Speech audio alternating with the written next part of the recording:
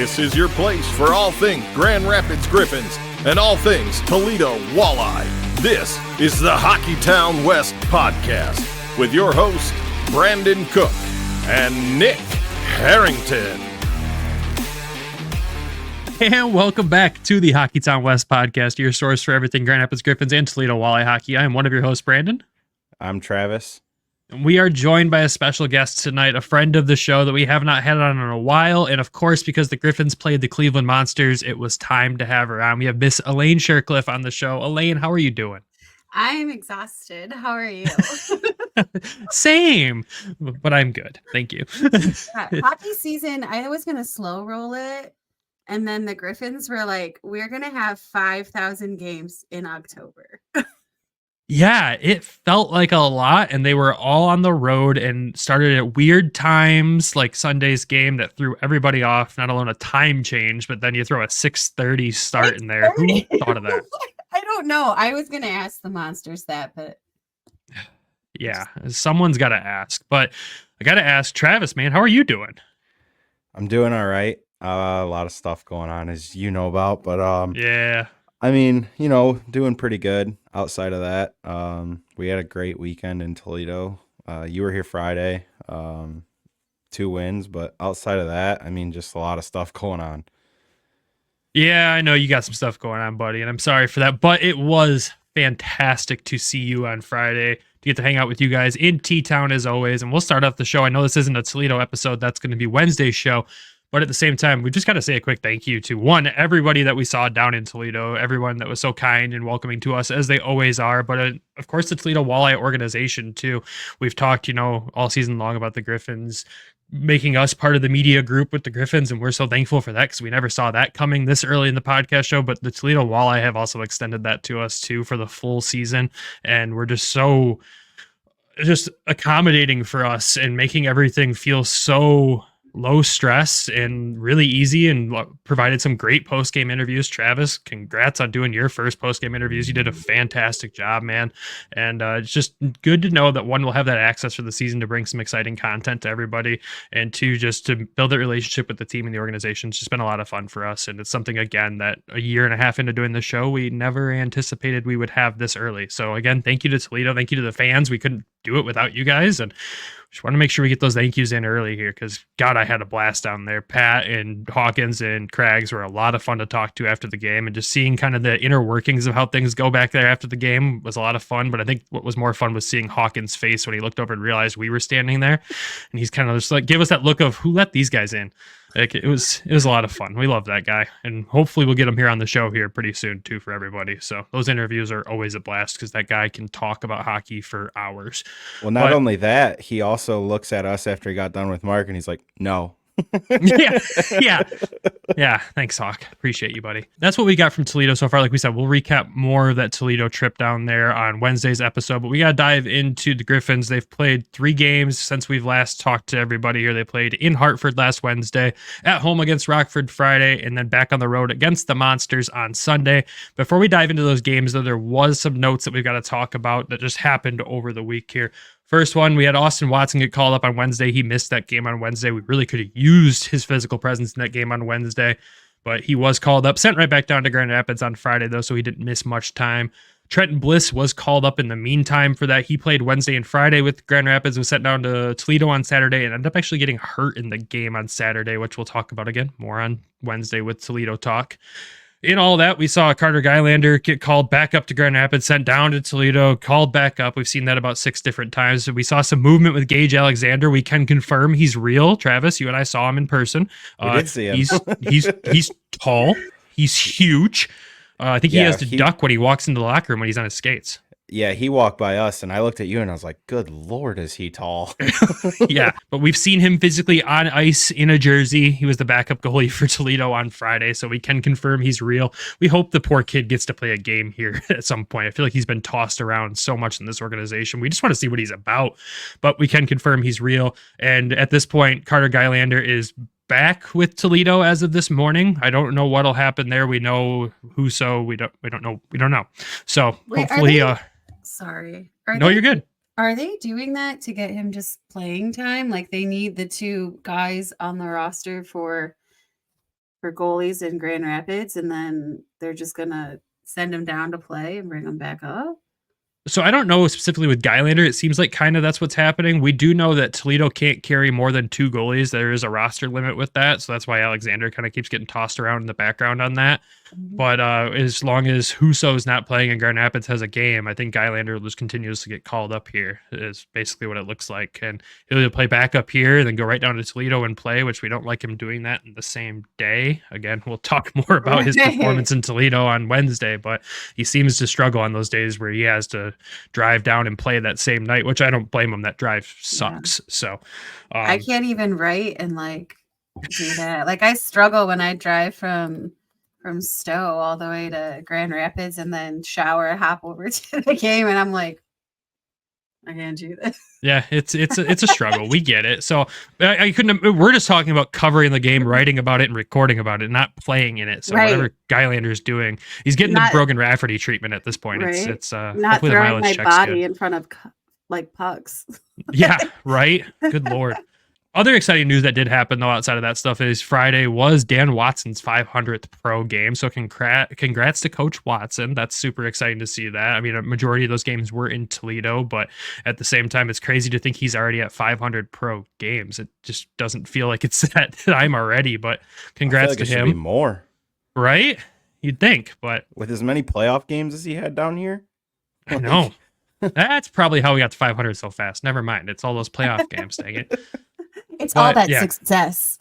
Yeah, no big deal. But congrats to the coach. It's awesome to see that. And here's to 500 more, hopefully, within this organization. Still, that's kind of the goal here for us. So, or within the Red Wings organization, we should say. I know he'll earn an NHL job probably before 500 games. Let's just hope he sticks within the Red Wings organization. I don't want to lose him. Other piece of news, we finally saw the existence of the Black Griffins jerseys. They finally debuted in Cleveland on Sunday. Want to get your guys' thoughts, seeing the full kit together. What do we think? Elaine, you saw them in person. When I saw the pictures, I hated them. When I saw them in the wild, I was like, oh, what are those? Those are pretty. My friends who were visiting from Chicago even said they were pretty. And they said they even looked even better next to those atrocious Cleveland Monsters, Columbus Blue Jackets themed jerseys. So thanks for bringing those up because I hate them. I know. They're very beautiful. I very much like them. I hated we talked about it in the group chat. Like I roasted them really bad. Like whoever designed those, I'm really sorry for roasting them so bad when they came out. But they're very, I like them. They're slick. I want one. My mom also wants one. I don't normally buy jerseys of the teams I cover, but this might be an exception. Yeah, they're really slick in person and on the ice with the full kit. I really like it. I think they did a good job. I like the added red and the gold accents. Really pop with the logo. So I'm a big fan. Trav, you like them or are you still on the fence on the black one? I know you like the white one a lot more. I do like the white one a lot more. I just wish the red neck on the red shoulders, it's just so much for me. It's not bad. They look nice. They look great until you get to about the shoulders, and then it's just all red. And it's just like, I feel like it just drowns itself out. But they do look nice in a full kit. I'll give them that. Yeah, I agree. And then the last pieces of news we have is the injury bug has definitely hit the Grand Rapids Griffins. And it's crazy because you have the flu bug hitting the Detroit Red Wings, causing random call-ups here and there. But the true injury bug is down here. Obviously, Carter Mazur's been out. Bob mentioned on the broadcast Sunday, we're looking at potentially another month, which we didn't want to hear that news. Originally, it was just maybe a couple weeks, but I guess recovery is taking a little longer than expected. You have Ville Husso, which I know he's still day-to-day. Hoping that we see him back in action here soon because he played so well in his first couple games. He did skate. He's skating. He's at practice. He's wearing the black jersey. He's playing in net. Like that's where I thought we were really close. Maybe we're going to see him back up on Sunday, but hopefully just by Thursday, maybe we see him back in the full rotation here. And then you add to the list, Hunter Johannes gets injured in Wednesday's game in Hartford. We haven't seen him back yet. Tim Gettinger's still out. We don't have an update on when he'll be back. I believe he might be skating, but I think that's about it. I don't think it's full practice or anything yet. And then William Lagesson and William Volander are both hurt too. Those are big losses on the back end for Grand Rapids. Luckily, they're pretty deep on the back end with guys that can fill in. But you lose a guy who was playing the first line essentially the whole season in Lagesson and Volander as well. That really, really hurts. And you can kind of tell over these games we're about to talk about that those injuries have kind of really hurt the Griffins here in the long term. But with that, we still have Bantle and Seeger called up from Toledo, and I know Walleye fans are itching to get them back. I'm glad they got Bliss back. Hopefully he's not out long-term with his injury. I'm just sick of injuries already this early in the season. It's not something I expected with this team because we didn't see a ton of them last season, and everyone joked in the offseason that the Red Wings were going to be the team that get hit by the injury bug this season, and no, it's us, and it sucks. Yeah, hit with the flu. Yeah. Yeah, as I say, does the flu count? Is this their flu season? Is it like the flu game, but it's going to be the flu season? Is this like? Let's hope not, because it seems to only take guys out for one game, thankfully. Like, if it's the same bug that I caught last week, I feel for him, because the first couple of days of it, yeah, you're not moving. It sucks. So the fact that some of these guys are even probably playing through it says something for their character, because I'm laying in bed whining, complaining, but ask my girlfriend. I'm a big baby when I get sick. I'm one of those guys, but all men are. Yeah. The flu bugs and stuff are terrifying to a reporter who has a day job, right? So you're like, you see guys come out and you're like, man, they look extra tired. And then you hear one of them cough and you're like, Lysol. Dump myself in holy water later just in case. Like, I don't want to miss work. It's not kids bringing it home from school anymore. It's apparently reporters being in locker rooms. Yeah, it sucked. I'll leave it at that. It sucked. But that's all we have news and updates wise. Nothing is broke since I've been sitting here. No late night trades or anything like that. So good for us so far.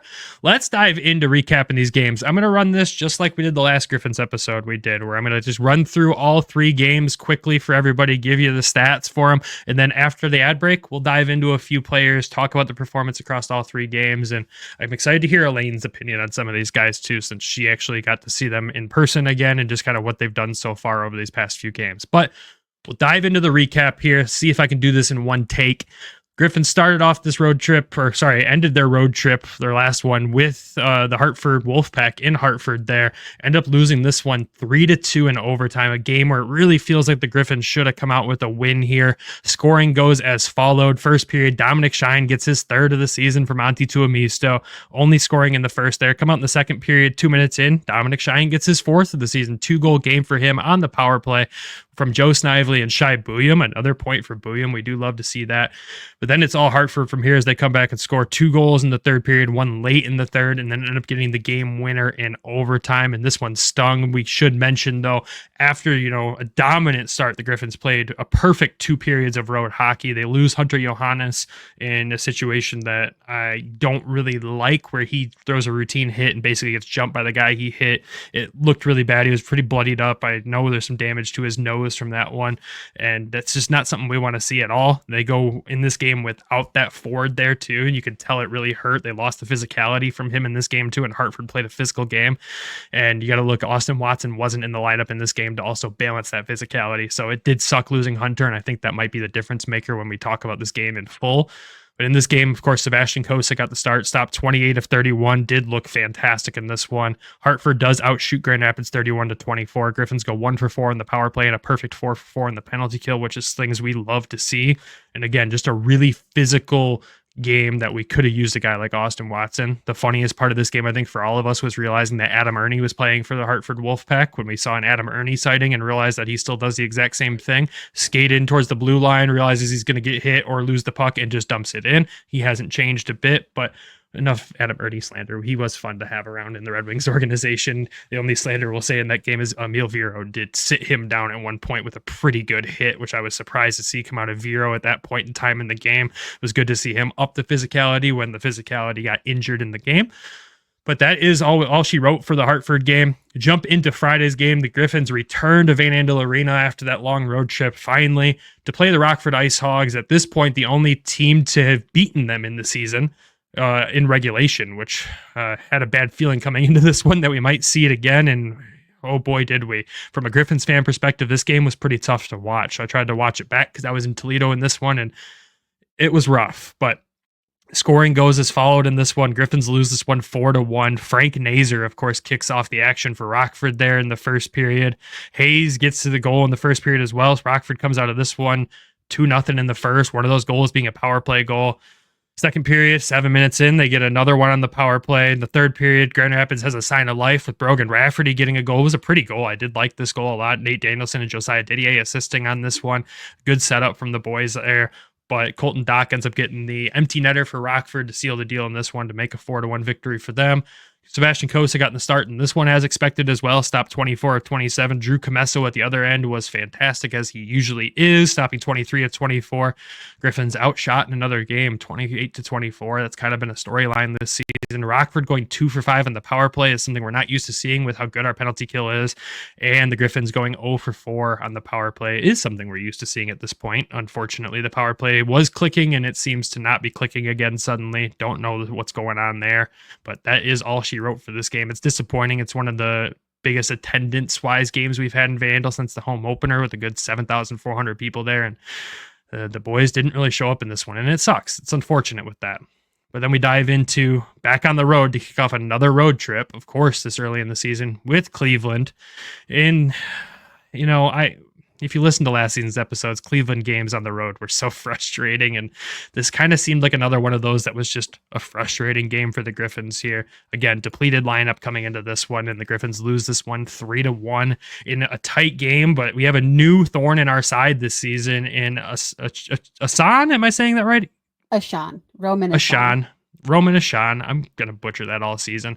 He ends up with 2 goals in this game for Cleveland, with Stillinger getting the empty net goal to seal this game for them. But what we did see in scoring from Grand Rapids was Amadeus Lombardi with a fantastic goal, with an even better assist from Jacob Berkowski and a great play from Elmer Soderblom to get the secondary assist to start off that goal. But that was the only scoring for Grand Rapids in this one. Sebastian Kosa goes 23 for 25 in this game. Sawchenko goes 17 for 18. Yep. Another game where the Griffins get outshot 26-18 in this one. Power play goes 0 for 2. Penalty kill goes a perfect 2 for 2. Positive from that game for me is we kept Trey Fix-Wolansky off the score sheet, so I don't have to complain about him for this entire episode like I normally would last season. Now, I do want to point out about the shots, though, okay? Mm-hmm. People are going to see the low shot count and be like, they weren't shooting. No, they were shooting, but the Monsters defense actually stepped up, and when Sawchenko wasn't in the net or like he was in the crease, they created a wall. So yeah, anything they shot towards the net wasn't going to be registered. So they were shooting. Oh yeah, and they weren't shooting wide and high either. Like the Monsters were doing that just fine. Like but they weren't shooting wide and high. They were shooting like good quality shots, but they weren't registered because the Monsters defense was like, not in my house. Like that's literally what was going on. Yeah, they were eating pucks left and right. And that's where it gets to the point where you, as a Griffins fan, say a frustrating game in Cleveland. You're like, this is a defense that hasn't been that solid this season. And even Bob mentioned it, the goaltenders haven't been outstanding. Mm-hmm. And then in this game, all the stars align and they're almost perfect in the game, which is just how every Griffins game in Cleveland seems to go. It feels like I thought we might have broke that curse last season. We didn't, unfortunately. And what we play 8 games against you guys this season in total, I believe. I think so. I haven't looked. Yeah. I'm taking it week by week this season, so I don't really know. Yeah, just another frustrating game. So what we'll do is we'll send it. I thought it was like a snooze fest, to be honest. Like watching it on TV, there just wasn't a lot going on from what I could tell. I mean, I wasn't there, but it just didn't seem like there was a lot either way happening. I don't know what what it looked like on television. So in the past, I would be able to have AHL TV up, clip in shots and stuff because they had like a bookmark thing. So I could be like, oh, power play, click, and come back to that later, make a, so I'm not focused on making clips instead of watching the game. So I have no clue what it looks like for a Cleveland game this season because Flow doesn't offer that same sort of like clipping thing. So I don't make as many clips. I don't make as like my content on that side is really low now because of it. I have heard though that like the way the camera has been this season, like it's completely different from what you're seeing at Rocket Mortgage Fieldhouse opposed to at home. Like I thought it was actually, I'm not saying it wasn't a thrilling game, but it was I felt like there was a lot of stuff going on, a lot of away from the puck stuff that the cameras don't often pick up. And that's the other thing. There was a lot of stuff that was happening behind the scenes from someone who doesn't have a puck. That was fascinating to me, or thrilling. I could see how that wouldn't get picked up, but I didn't think it was so bad. But people who watched it at home said it was boring too. So I don't know if it's just the broadcasting or anything, and typically like the Rocket Mortgage Fieldhouse, that's one of my favorite feeds to watch. But this season it hasn't been that way for a lot of people. I don't know what's going on there. Sorry, I hope I'm I'm not trashing you guys. I'm just being honest. I'm so sorry. I feel weird now. It's just how it came across for me, really. Yeah. It just didn't seem like there was a lot of scoring chances in this game from what I could see. I mean, well, you're not the only one though. You're not the yeah, only I had a one who chaotic got that weekend. watching. So watching what I got to watch last night, it just didn't seem like offensively there was a lot going on. Yeah. No, it didn't from the home view. The camera angle was a little weird, and there was even parts of the game where the camera was just zooming fast because they were trying to cut a replay in real time, and I think they pushed the wrong button. He went to hyperspeed. I didn't know he could move that fast. Yeah, that was a weird play. It's up on our Twitter page if you want to see it there. But yeah, it's unfortunate to see the Griffins kind of have two games that look like snooze fests from the feed on Flow, because I mean, I've heard the Friday game wasn't as much of a snooze fest in person as well as it really seemed to be. I tried to rewatch as much as I could after being in Toledo on Friday, and it was tough to watch. I'm not gonna lie. So it wasn't just Rocket Mortgage Fieldhouse that kind of had that feel when it came to the stream. But I will say, I mean, there was some exciting stuff that did happen in the Cleveland game, right? Like, sorry, I'm totally cutting you off because I want to go back to that. I'm so sorry. So is it just that like their main stuff that you would normally focus on in a game, like when they have the puck, when they're moving it up, when they're shooting, is obviously lacking. But since everyone live that's seeing them is seeing like these decent games and being more engaged, is it just like they're away from the puck game and their drawing a play game is so much better than their finishing? Is that what we're like? I'm not sure. I guess that's what I'm asking. Yeah, I would say so. It's really hard to see plays develop in what we're seeing in the stream now, unfortunately. And like normally I do love the Cleveland feed. My only complaint usually with the Cleveland feed is that they cut live replays in the middle of gameplay and there'll be stuff happening in the background. And I'm like, what's happening? Like Nate Danielson had some great play that I didn't see because I was seeing the replay of a hit from behind the play, which was cool because I didn't see that hit happen in real time because it wasn't there. But at the same time, save them for the whistles. I don't need to see the replay in game live there. That's the thing that drives me nuts the most when I watch the Cleveland feed. But Grand Rapids has also started to do that as well with the addition of the new video board. They start putting replays in real time in the game too, and that's the same feed we get at home. So one day they'll figure it out. I mean, I hate to always just give Toledo these accolades when it comes to everything production wise, but God, is it perfect when you watch a game. Like the post intermission interviews where they have a player sitting in front of a camera actually doing a live interview before the intermission fully starts. Like it's little things like that I wish we got across the AHL, and we just don't, unfortunately. So hopefully with the transition to Flow, we start seeing in-arena productions get better, because I think with Flow, there's definitely more eyes on these games from home, because Flow is much more affordable for a full season when you realize how much you're getting in the package. If you like hockey, you can watch SHL, ECHL, you can watch so many more games. But at the same time, I just don't think these AHL teams are fully transitioned to it production wise, and it'll probably take a little bit of time, and hopefully they catch up, because I would like to start to see stuff like that. Like when you see in Toledo a player scores, they'll pop up the player's stats with the player name of who scored. Like this is how many goals and assist and points they have this season. You can see it there as they're doing their fist bumps to the bench. So, and then they cut to a replay. Like it's an NHL level video production in the ECHL that I'm not seeing AHL teams grasp yet. So hopefully at some point they do. We're special. You guys are. It's a crazy production down there. I love every second of it. But enough talking about, I guess, TV production. We'll go back into the games. It does suck to see the Griffins have a couple games like this. Like I said, the Wednesday game in Hartford is a game they should have won. You go down a forward, and it's a forward who might not produce a lot in the score sheet, but produces a lot around the game play with physicality, especially the board play, being able to take away pucks. You take him out of the game, and you don't have a guy that really fills that role, and you're playing down a forward in a lineup that's already extremely depleted. it's a game that they could have won probably if Johannes didn't leave the game. I still think that it's going to be the biggest difference maker there. The Rockford game, it just seemed like we weren't prepared for Rockford, which is crazy. Rockford's not off to a fabulous start this season. I think half of their wins are against Grand Rapids at this point. I mean, they turn around and lose to the Chicago Wolves the next night pretty badly, and I'm just sitting there going, uh-oh, this better not be a bad omen here. We beat some okay teams on the road with this road trip, and then you come home and play a Central Division rival and they outplay us up and down the ice. That is a concern. And then you go to Cleveland and it's just frustrating. It's just frustrating. That's the immediate game breakdown, I guess, that we could give you a high level of those games without being able to see every single thing that happened in them. I mean, before we dive into player recaps, is there anything that you two wanted to add to those games overall? Just some there's just a couple things from each game maybe. Yeah, go ahead. The two of the goals against Hartford were redirections, and they were both like right in front of Kosa, so not much he could really do there. The second goal in Hartford was tough. It was a redirection, but the turnover behind the net was bad.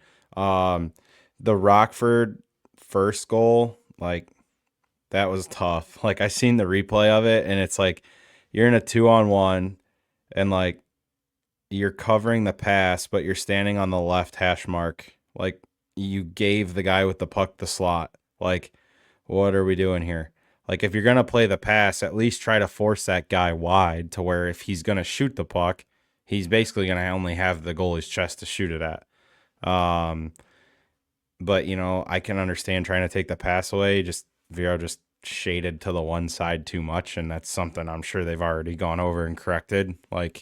It's just a mental lapse. It happens. And then the second goal last night, I mean, I'm sure you asked Kosa, he's like, yeah, I want that one back. It's just a puck that had eyes and found a hole, really, that it's just one of them goals that goes in every once in a while that, oh, well, you got to get past it. No, it's one of those goals that only goes in if we're playing in Cleveland. That's exactly what that is. A hundo, 100%. Yeah, and Vero did have a lapse on that one play with Rockford there, but I mean, Vero made an incredible save last night to bail out Kosa, eliminating a wraparound attempt that I thought was unreal. It was just great awareness by him to keep an eye on the play as it was developing, and I'm really thankful that he was able to stop that, or I'd be even more frustrated about this game, because it was just one of those situations that we haven't seen a lot this season where we had Kosa scrambling a little bit, and that's not something we've seen a ton from him this year, and that time he did, but the defenseman was there to bail him out, and thank God for it. And yeah, it was a great play by Vero, and redeemed himself, I guess, from a questionable play Friday night, comes back and makes a good play there, which you always want to see a player bounce back and not make continuous mistakes. I mean, I look at the Hartford game, and Tuomisto had probably one of the worst turnovers of the season, where he just blankly passed it back to the center in front of the goalie, and there's a Hartford player that scooped it up. Luckily, Kosa was able to make the save there. And then I watched the replay back again and realized that Dello at the other end there had called for the puck. He tapped his stick down twice, calling for it. And I'm like, oh, buddy, he didn't look before he did that. He just assumed you were ready. So just little things like that. Like Pat said to us, in Toledo Friday, Travis, just some maybe overzealous defensive plays that cost us. And that's what a lot of these Griffins mistakes were over this weekend that resulted in these games. I think maybe the defense was thinking a little too offensively and not defensively, which it's things that can be corrected. There's nothing to sound the alarm at over these games besides maybe the power play falling off again. But at the same time, you lose guys that are piggybacking the power play in a William Lagesson or even Wallander, and kind of restarting again. And hopefully it all clicks when we get guys back. But Elaine, they're still hovering though. They're still hovering around that 100%, that 100% though. Yeah, 13.2 and 87.1. I mean, they're close. Yeah, it's good that they're still hovering there. You just want to see consistency from it, right? You don't want to have that percentage be bailed out constantly by the PK being flawless, which, I mean, besides one game, it was flawless again over these 3 games. But Elaine, any key points from the Monsters game outside of the players that we're going to talk about that you wanted to hit on? Yeah, that's what I was going to say. I was like, oh, most of this stuff is going to be discussed in the next. Perfect. I will say, though, is Dominic Shine. I don't know where he was last night. It wasn't his best game. No, and I guess it was an average player game, but he hasn't been playing like an average player at all this season. Like he has been absolutely phenomenal this season. He's always a consistent player. He's usually like one of the better ones, but this season it just feels like a different Dominic Shine. Like just Dominic Shine like ultra.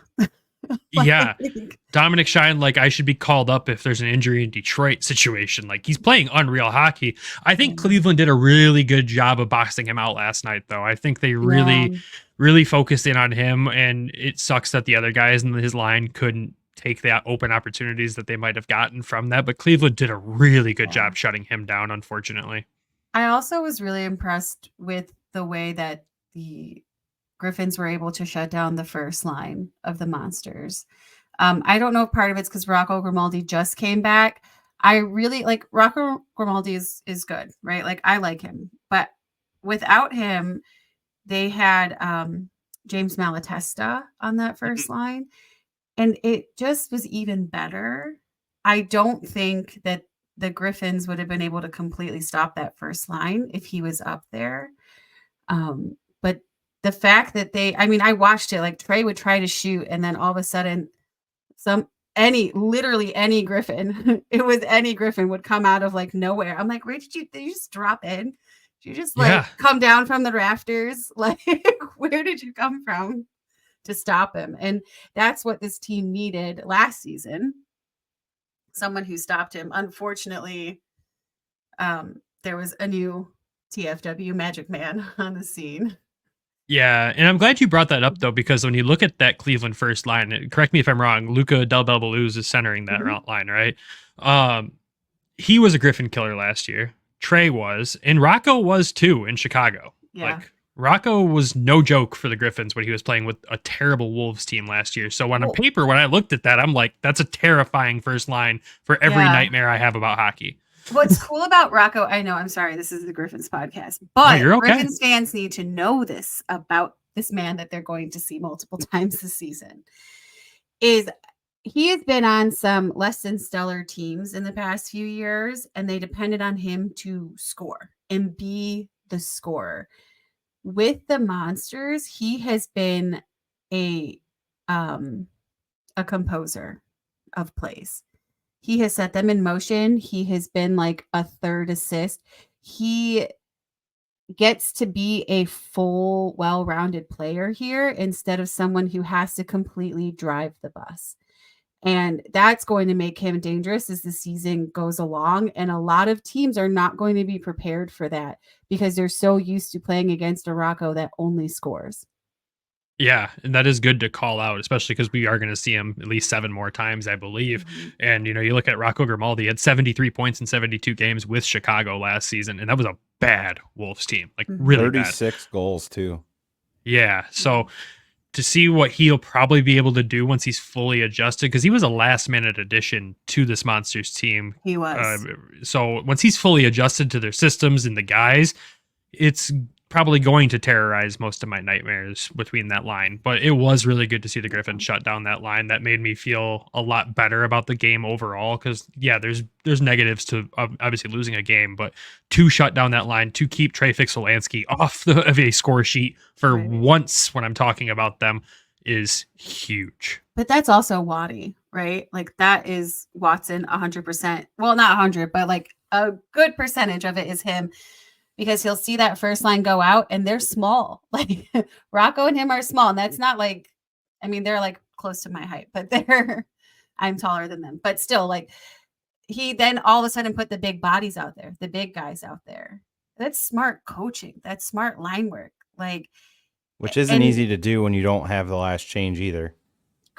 Correct. Yes. And he's so good at it. He's phenomenal. Like, I don't know. I love watching him and Trent coach against each other because they both do these just like different things that other coaches don't do or won't do. And they have a good backup for the most part. I do wish that the special teams, especially the power play, was better for Grand Rapids. They have so much potential. I don't know what's going on there last season and this season. Like there's just some sort of disconnect. I don't know what it is. Yeah, I wish I had answers because I'd probably get paid money to provide those answers at this point. But at the same time, it is frustrating to see with this lineup. But again, there's so many key pieces of that power play when you think you originally drew it up before the season started that aren't there. And just the absence of a Marco Casper and Carter Mazer right there really has to make you rethink your plan as you're going into the season and adjusting constantly. But it's the AHL. And I'm not True. going to let someone use that as an excuse, because you know that those guys are so close to being called up and you cannot depend on them to be in the lineup every night. So when you're doing your power plays and you're doing your schemes and you're writing up plays, you have to have, it's like an F1. Okay. Totally drop it. It's like an F1, like Ferrari. I hate Ferrari, but like Ferrari, they have plan A through double Z. Okay. That is what you have to do in the AHL. You cannot depend on having any one of those guys in the lineup that night. You need to have like 70 different power play schemes run up, and you have to be able to get the guys to understand which one they're doing, because everyone brings something different to the game at that point. Yeah, no, I 100% agree. And you would hope that they would have those plans, but it does seem like we lack that preparedness on that end, Yeah. which, Waddy's commented before how hard it is to practice power play against your own team. And you got to have Right. real life situations. But at this point, we've had quite a few real life situations. You'd think things would start to click. And we've seen moments of really good with them. It's just not consistent. And that's Mhm. what concerns me the most, because it definitely felt like in the playoffs last year, special teams, especially the power play, could have been the difference maker to getting to the next round or all the way through.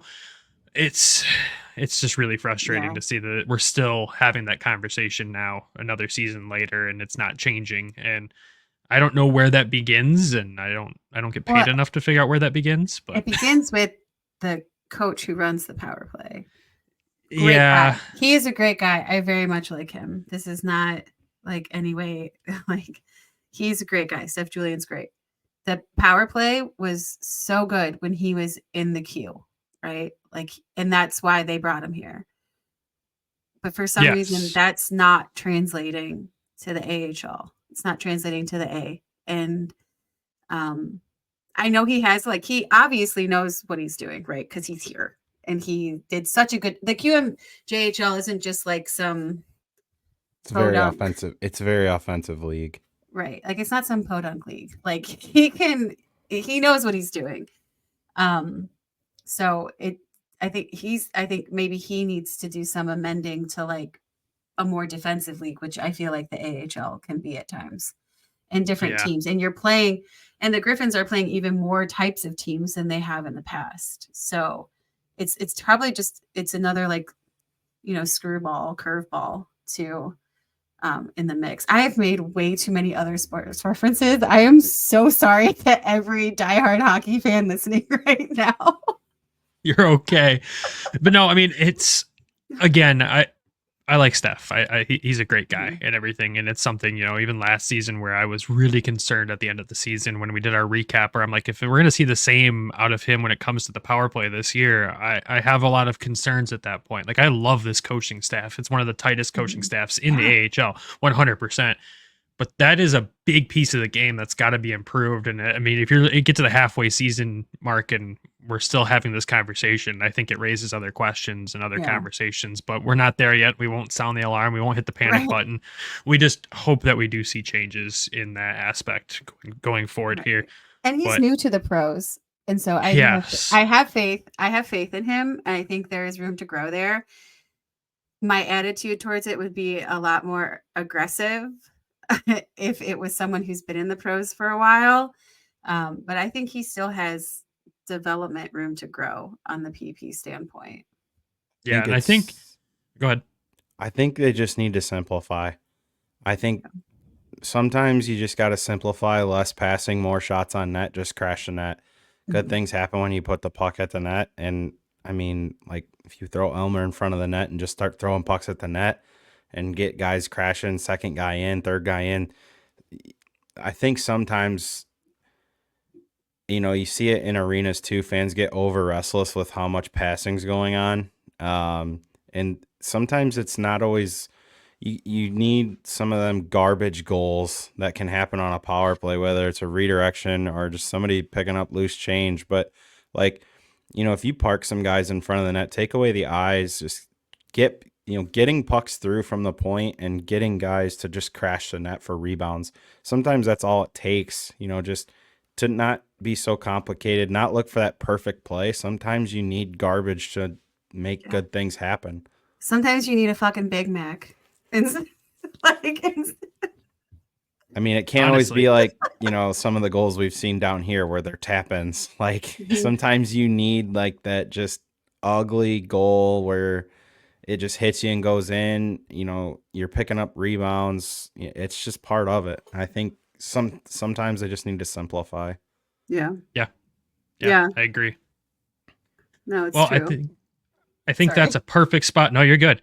I think that's a perfect spot to transition over to an ad break here. And when we come back, we're going to dive into some specific players on this team, going to talk about what they've done over these past 3 games and just what we're seeing from them so far this season, because I know the first one we're going to talk about is just been on absolute fire. So Nick will read the ad. When we come back, we'll dive into that. The quest for the Stanley Cup starts now. The puck's dropping on the 24-25 season. Get in on all of the action at DraftKings Sportsbook, an official sports betting partner of the NHL. Super easy for the first timers to get started. Try betting on something simple like picking a team to win. Go to the DraftKings Sportsbook app, select your team, and place your first bet. With the Red Wings opening the season on Thursday, October 10th, the current line is Detroit Red Wings a -130 on the money line. Odds and lines are subject to change between now and then. And if you are new to DraftKings, listen up. New customers bet $5 to get $200 and bonus bets instantly. Download the DraftKings Sportsbook app now and use code THPN. That's code THPN for new customers to get $200 and bonus bets when you bet just $5. Only on DraftKings. The crown is yours. Gambling problem? Call 1-800-GAMBLER. In New York, call 778-HOPE-NY or text HOPE-NY 467-369. In Connecticut, help is available for problem gambling. Call 888-789-7777 or visit ccpg.org. Please play responsibly. On behalf of Blue Hill Casino and Resort, Kansas, 21 plus age and eligibility varies by jurisdiction. Void in Ontario. Bonus bets expire 168 hours after issuance. For additional terms and responsible gaming restrictions, see tkng.co/ice. Copyright NHL 2024. All rights reserved. Hockey is in the air, and the throw of the game is bringing Griffin fans from all over the state to the Van Andel Arena. So when you're looking to get tickets, your number one choice should be Game Time. Game Time has a new feature called Game Time Picks that makes getting tickets to see your favorite teams play live even easier. Game Time Picks filters out the fluff to show you only incredible deals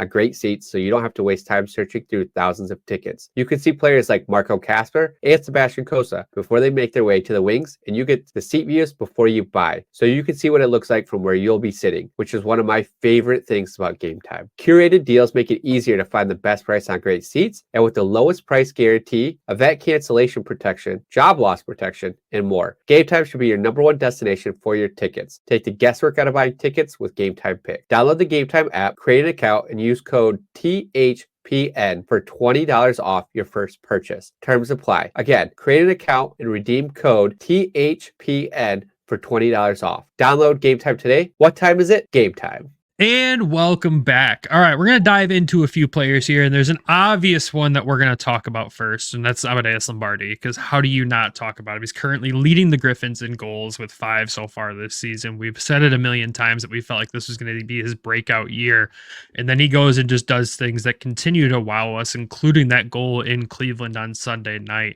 And, for me, it's just... I'm just seeing him play comfortably. You can definitely see that he's comfortable in his role in this team. He's comfortable with his line mates. What he's doing really is making Jacob Rakowski really get comfortable a lot quicker than we anticipated in the American League, adjusting to North American ice. And just overall, honestly, commanding the ice. And I could argue with either of you guys that he's probably been the best Griffins player on the ice for the past few games at this point.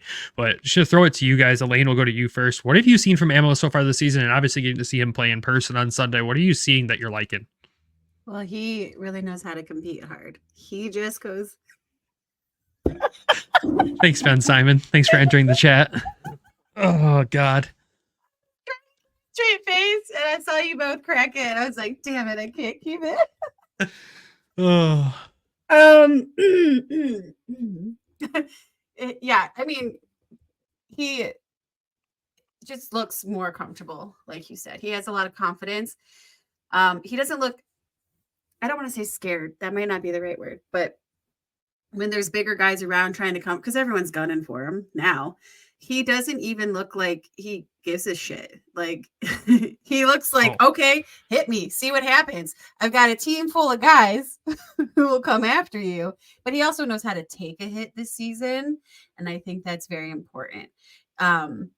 If his head is down and looking at the puck, I don't know if you guys noticed this. I don't know. I don't even know why I started noticing this, but he starts to put his one arm up a little bit on like the side that he's like where he knows there's more people on. Like he kind of puts his arm up a little bit, not a lot, but just enough that like if someone were to come over and try to knock him off, he'd be like, oh, right in the like elbow right to the face or something.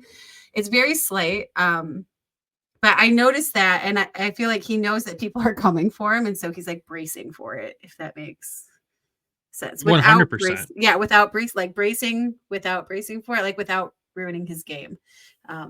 So he looks more confident in that section of it. I don't know. And he's so smooth. It's smooth. It's just like butter. Watching him skate. Yeah, honestly, like his skating has taken steps forward even after it was already impressive last year. Like you said, being able to muscle guys off that are coming after him, though, that's something we didn't see last season. We knew he put on size in the offseason. We've talked about it countless times this offseason and this season already, but you see it more and more every game, and you're seeing him go to more high danger spaces on the ice where he couldn't get his way in there last season. And it's paying off already big time. And that goal in Cleveland, I can only imagine like your reaction. You're just like, ooh, that was pretty. You're not supposed to cheer on press row. Right. So I didn't outwardly, but I felt things on the inside. Yeah. Like I had, and it wasn't just the goal itself. The passing almost sent me to heaven in the best way. It was beautiful. It was. Travis, any thoughts you want to add on Ammo there? Primarily just, you can see he's found it, I think, is probably the biggest thing. You can tell what confidence does for a young player.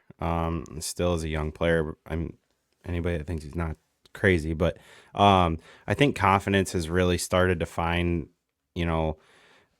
what he is as a player at this level. I think, he took his licks last year at points. He learned how to play at a professional level.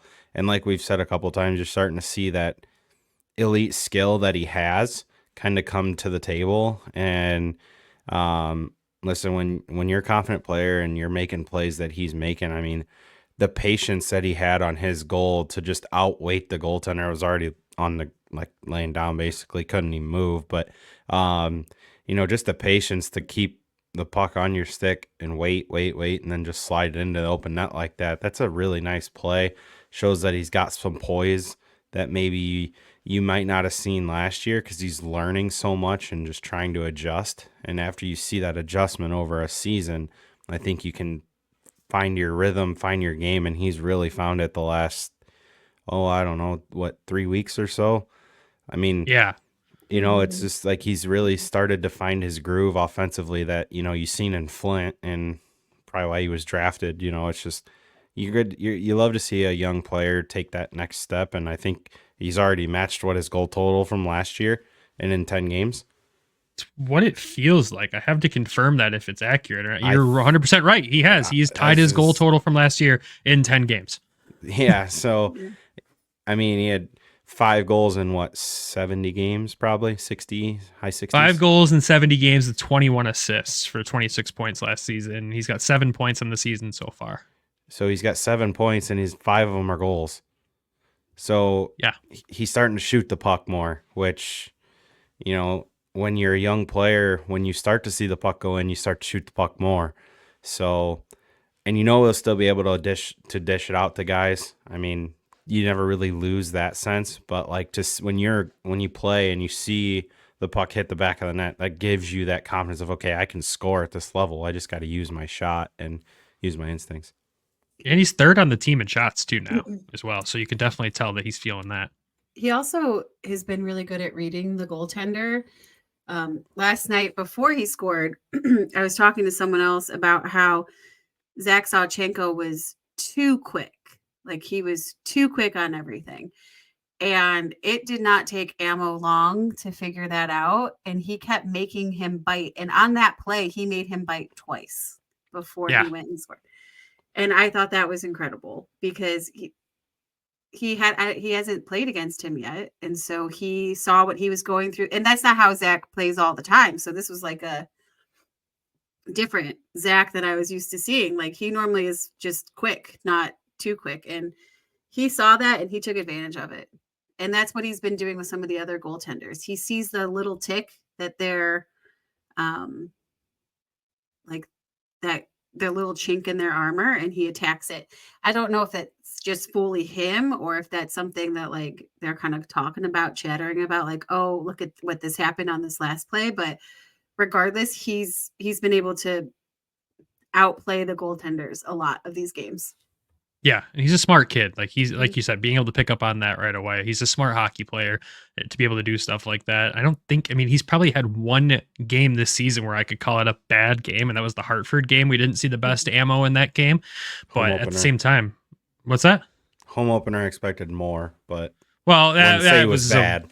Wouldn't say it was bad. Exactly. That's probably the only game I'd be like, it was a bad game for him, was the Hartford game. And with a -2, no points, and there's a few mistakes out there. But overall, just had an incredible start to the season. And another guy that I think has started off really well this season that doesn't get talked about enough is Antti Tuomisto. I think he's made mistakes. Let's be real. He's a young player. He's got to make mistakes. The one in Hartford with that bad turnover was one of the worst ones we've probably seen out of him in his career in the AHL so far. But he always rebounds back from making a mistake and returns it with a great offensive play or a great defensive play in his end. And has just been a really sound, solid defenseman for this team, especially with missing some key pieces on defense. I think Anti's stepped up in big ways this season. It's what guy Dan Watson said to watch out for this season, that he thinks he's going to take big steps. He's a big body defenseman. He has the ability to get really feisty when something doesn't go his way too, or someone hits him and he doesn't like it. We saw that when in Denver with him. If someone hit him, he immediately locked onto them and they're going to get hit back. He doesn't take his licks without giving them back. I just really like what he's brought to the team so far this season. And, speaking of that hit in Cleveland, he took a hit he didn't like and immediately was back in the guys' faces. And I know you saw that out there. Yeah. I made him my unsung hero last night because I felt like he was one of maybe like 3 players from Grand Rapids that showed up to play like how they normally would play. I love that he had 0 F's to give when he got hit. He was like, all right, let's go, boys. Like, you want to have a Donnybrook, a kerfuffle, whatever we want to call it. Like, let's do it. But he also was he was trying to draw up plays. He was trying to finish plays. He was trying to be extensions of the goaltender when the defense fell down on the plays. There was just something in him last night where it was like this flip switched. And he was playing with so much passion and heart that it started to translate to his skill. Like it powered him through that game. And it was so cool. And it was such a shame and disappointing to not see him find the back of the net, because he definitely deserved to find the back of that net last night, and he didn't. But he was I was concerned about him at the beginning of the season because so many people were talking him up. And I was like, please don't blow smoke up my ass, guys. Like, don't fucking lie to me. But he came out. I feel like he's been consistent for pretty much every game too. But this game he played with a lot more meaning, a lot more heart. And it was just a good game. Yeah. And another thing we saw a lot from him last season was, we all know Tuo has a shot. He can rip it, but that shot wasn't very accurate. It hit the boards, it hit the glass a lot.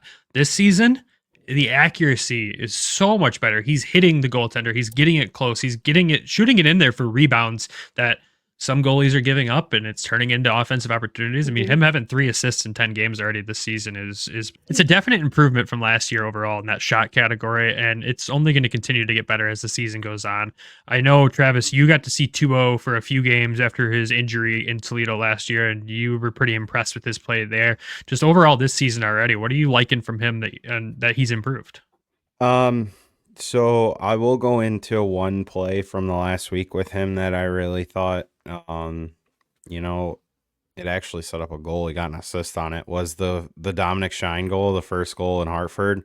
His positioning forced a turnover. I mean, albeit it just hit him and it just stayed there, and Shine picked it up and kind of just brought it across the ice. And the goaltender was why he was cheating to the blocker side. Basically, gave Shine the whole right side or his left side of the net, Shine's right side, but his positioning to set that play up. I mean, without him kind of in on the forecheck to a point. I mean, he was playing his position at the blue line, but he forced the guy to make a play that the guy probably shouldn't have made. It ended up in the back of their own net. So that was one that stood out to me. This is an interesting player for me. I think if he has a big year this year, it's only going to benefit him long term. And I say that just because he's right-handed. I mean, you look at, I've said this for a couple of years, like if you look at the Wings prospects, okay, you got Edvinsson left side, Albert left side, Walleye left side, Booyam left side. Like the left side's so much deeper than the right side, to where you have Sider, you have Axelson and Pellikka. Tumisto's probably the third. Let me rephrase this. Like, Edvinson's no longer a prospect. He's an NHL player making $8 million. Prospect-wise, on the right side for a defenseman, you have Pellikka and then Tuo. Like, that's pretty much your right side right now, like, for the future. Like, not saying that he's going to develop into that. He still has a little ways to go. I think, and everybody would say that. But him being right-handed is only going to help his case. And yeah, I think the play that he's had this year, he's already shown that he's taken that next step a little bit. It's just, can he keep it up over a 70-game pace? And if so, then I think you're going to have a discussion of, because I think he's in a contract year. I believe you're correct. Yeah. I'd have to look back, but I think he's in a contract year. But like we seen it, like you said, we've seen him for 5 games last year, and dude just dominated in Toledo, and then went to GR and had himself a decent year. I think he kind of put himself back on the map as a prospect myself. Yeah, I think just kind of taking that next step, which Waddy alluded to us, he's primed to do, and I think he has so far. Yeah, I definitely agree. It's a really good point about the depth there with the right side. So yeah, if anyone's listening, go back and re-listen to that. Well, I mean, you just hate to see guys have to play their offhand.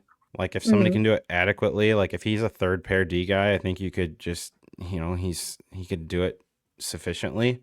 Like, and Detroit's, they got such a log jam in defense right now. But like long term, I just think that there's the potential for, like, I'm not saying he's going to be a first pair D guy. I'm saying he could be a 6th, 7th guy that rotationally, if you need a guy, him making probably, let's be real, way less than Justin Hull would be, like, you know what I mean? Like, and adequately do it. Like, there's potential for it to happen. I'm not saying it's going to happen. I'm saying potentially could happen if he continues to take steps that he's taken. Yeah, no, 100%. And it's hopefully something that we see carry on this season. It's just continued development from him. I mean, we liked him a lot in Grand Rapids last year. I love that shot.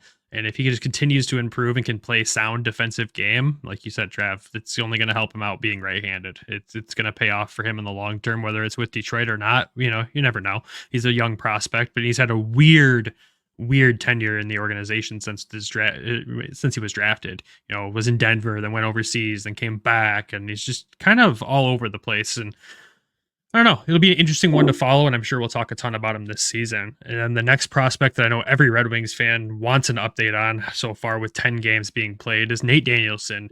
This guy's goal and 2 assists so far in 10 games. What have you guys seen from him? Because what I saw over this road trip was some improvement, but there is some things I'm concerned about when it comes to how he plays offensively. Defensively, he's a dream. He's every coach's dream defensively when he's an offensive player, but he's not a defenseman. You want to see some stuff kind of coming from the offensive side. He did get an assist through these 3 games we're talking about, but that's pretty much all he produced there. What are you guys seeing? Elaine, this is what your second time seeing him play in person, essentially. What do you like? What do you not like? What are you concerned?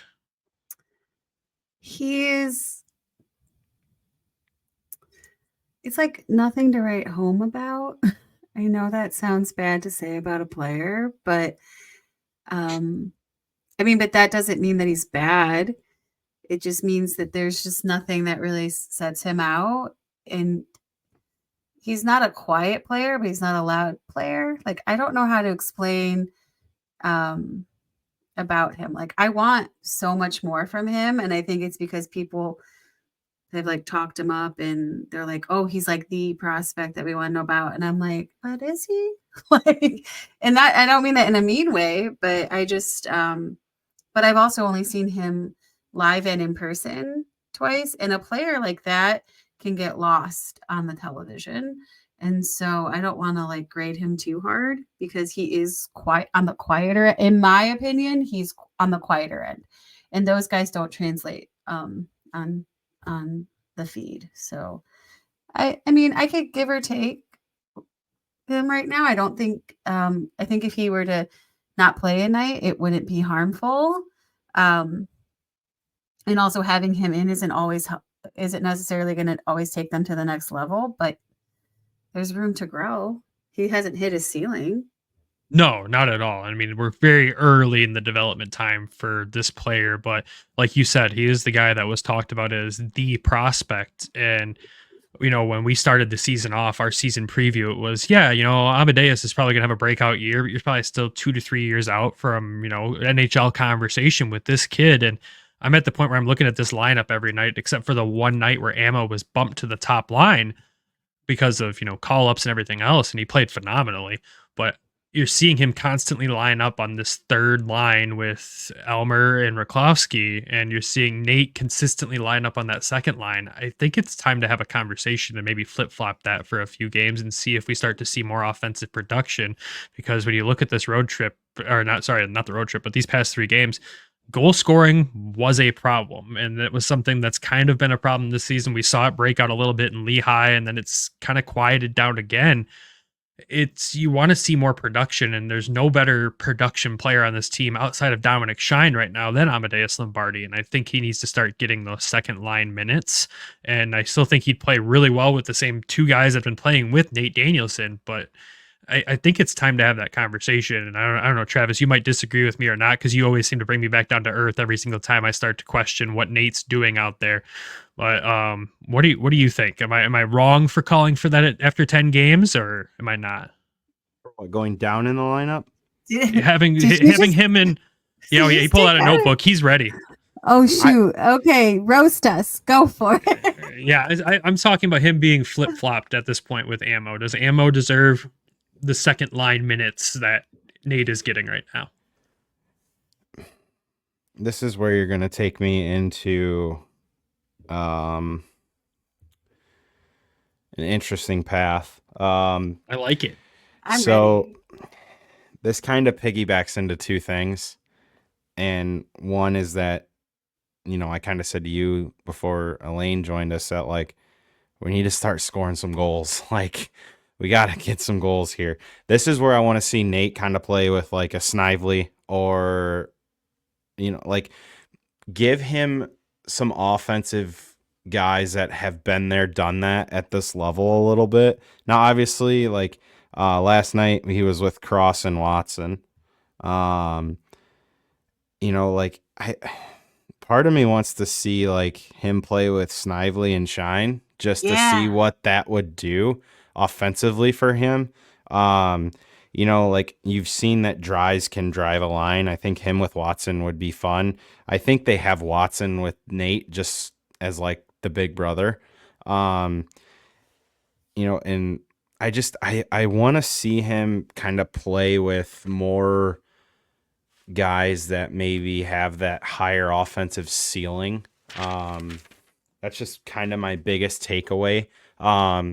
Look, his play off the puck's phenomenal. And, you can kind of give it the Ammo treatment. Like last year, you jump from, it doesn't matter where you were picked in the NHL draft. Like, unless you're like Connor Bedard level, Austin Matthews, these superstars, your first year pros, that's a big adjustment.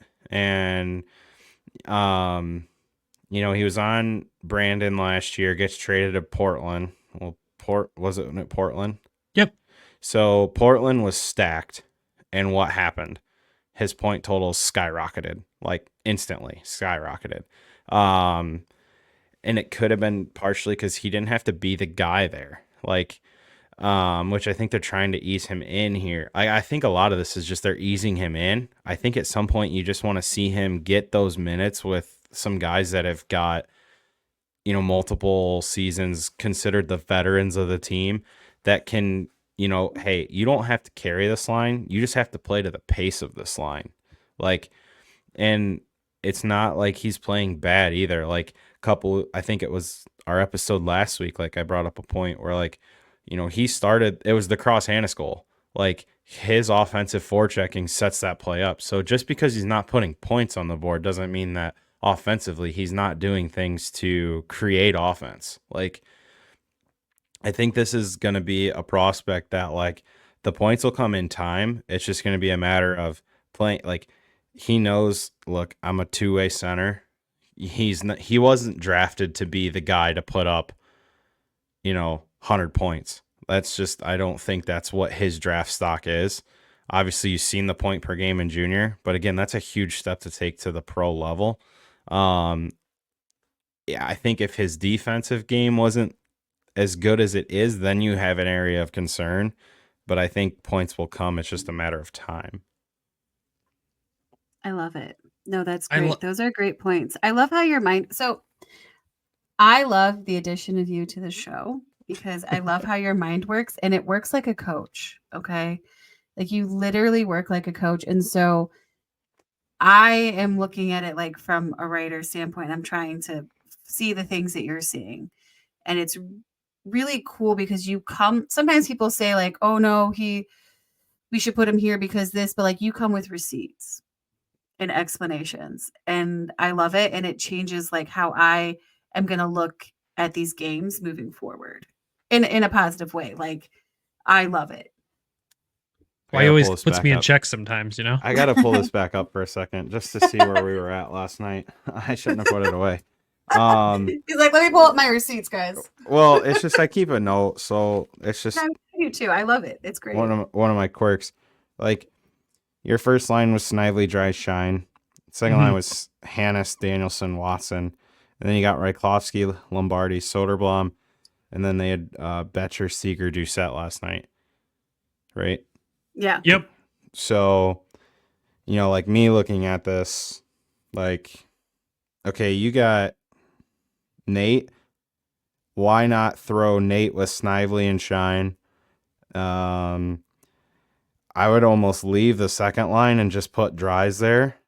Like you could make the argument for Soderblom to play with Dries just because he's been so snake bit.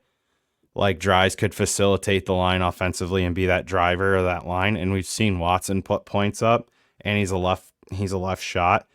Then you could put Ryklowski on the right side with Lombardi and Hannes. That's a pretty offensively gifted third line. Like, yeah, this is just where my brain's at and how it works to where you can kind of spread out your veterans a little bit to kind of carry the kids along to maybe see some of the offense come to life.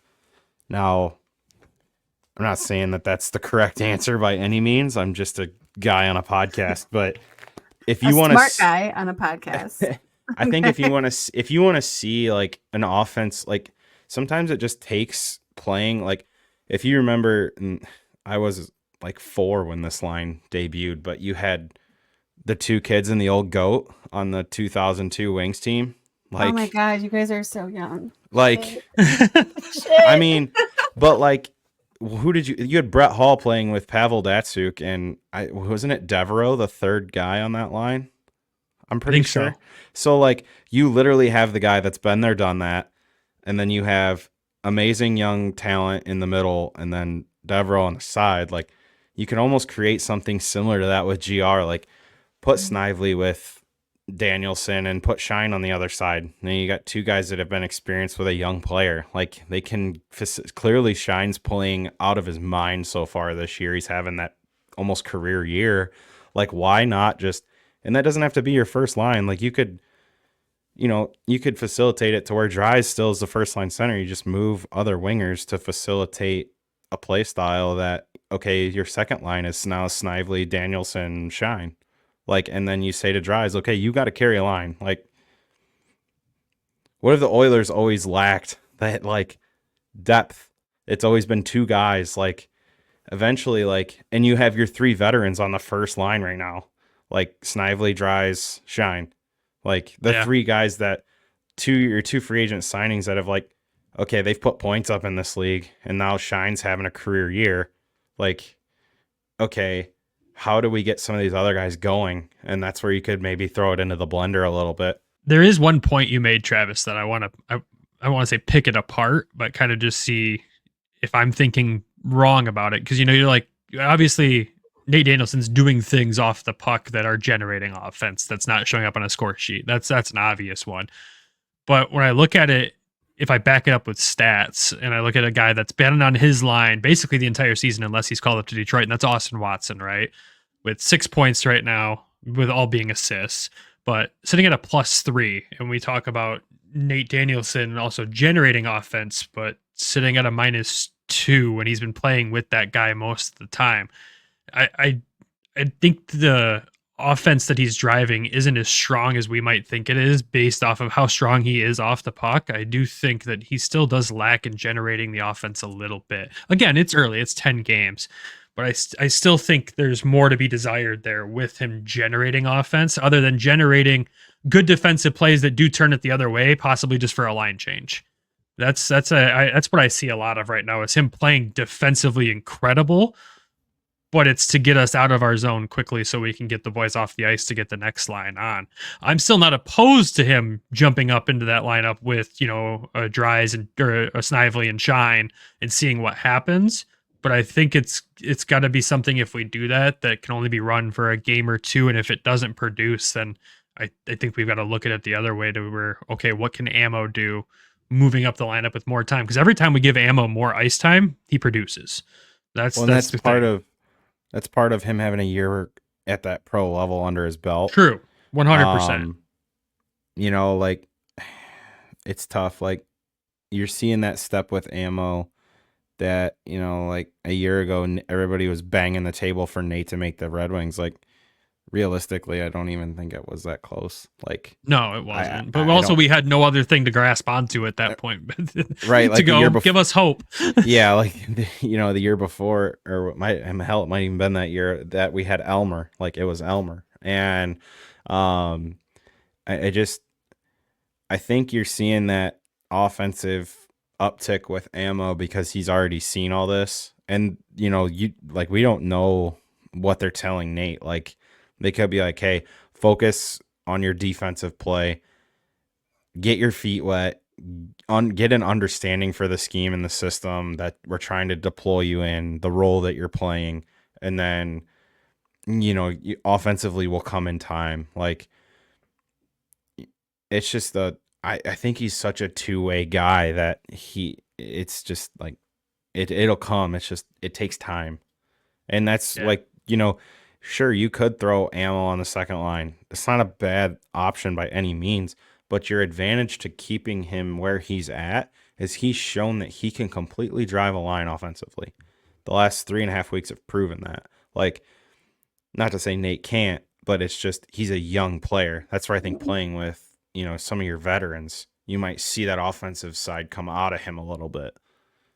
Yeah, I just think the overall concern for me is that we're seeing the production from the lower lines and the top lines aren't really producing much right now. I mean, goal scoring, if it doesn't amp up, is going to be something that we'll probably talk about quite a bit until it does, because, this is a team that this is a coach even that you've seen the teams he's coached, the goal differentials are always just absolutely insanely in favor of goals for. And now we're sitting at our goal differential being 1 goal apart suddenly after the start of the season where it was, lowest goals allowed as a team. And Yeah, sure, the offense wasn't really there, but at the same time, we were still scoring enough to win, and now we're not. The goalies and defense are still doing everything possible to give us that chance to win. The offense is slipping away, it feels like, early here, and it's a concern. I'm not gonna lie, I am concerned. But this is, of course, the first episode where we've had to talk about back-to-back-to-back losses this season. We haven't had really any rough games to analyze so far. So maybe I am all of a sudden jumping and sounding the alarm without realizing I'm doing it. So maybe I'll just shut up and move on. Enjoy the ride, Brandon. Enjoy the ride. Yeah, it's going to be interesting, but you do hope to see offensive output. This team on paper should be an offensive powerhouse, but at the same time, in real life, I guess I got to be realistic, and we'll see what happens. But it was good to see one guy finally at least get a freaking point on this team, in Elmer Soderblom, leading the team in shots all season. Why was that, though? Why did he do so well the other night? It's because we didn't pick him in our sound the horn, and we left him alone finally for once. Yeah, I guess we put too much pressure on him. No, I mean, this is a kid this is the definition of snake bitten when you talk about a hockey player. He's done every single thing right so far this season to produce, and just nothing is going his way. But Elaine, we've talked about it multiple times. The kid's skating is miles ahead of where he was last season. Yes. His offensive upside is definitely there still. What have you seen from Elmer that you love? And honestly, it's truly, he's just snake bitten. That's the only reason he doesn't have a goal yet. I think it's his confidence. I don't think he's as confident as he could be. I think he's still a little, you see it in his shot, right? Like, it's a strong shot, but it's like a tentative strong. That sounds really weird. But I get it. Like I do love the way that he skates. That's for sure. It's just so much better than last year. But that confidence, I don't know if it's because he is such a big body. And last year, every time he did play with that gusto and that confidence, he would get called for something stupid. Like, someone would run into him and they'd be like, "Oh my God, it's roughing." No, it's penalties for being too tall.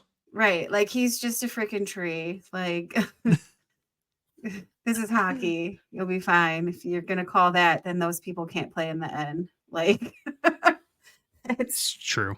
Yeah. I think, I mean, I don't know him. I've never interviewed him. He's probably one of the only players that have been here that I haven't had any sort of face-to-face time with. He's very quiet. Is he?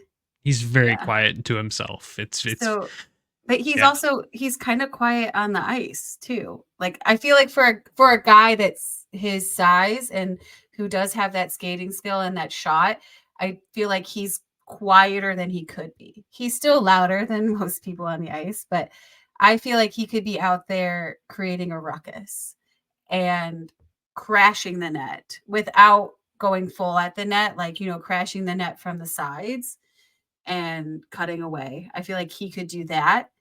I love, though, that they're not continuing to just put him on the doorstep, and that they're trying to develop other aspects of his game.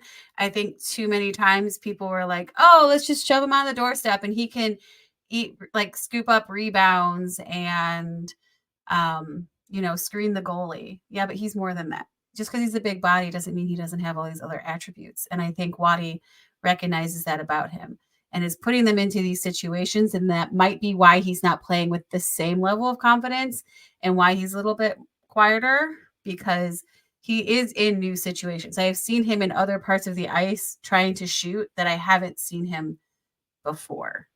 Yeah. That's a exact take I was looking for there, because that's exactly what I've noticed out of his game too.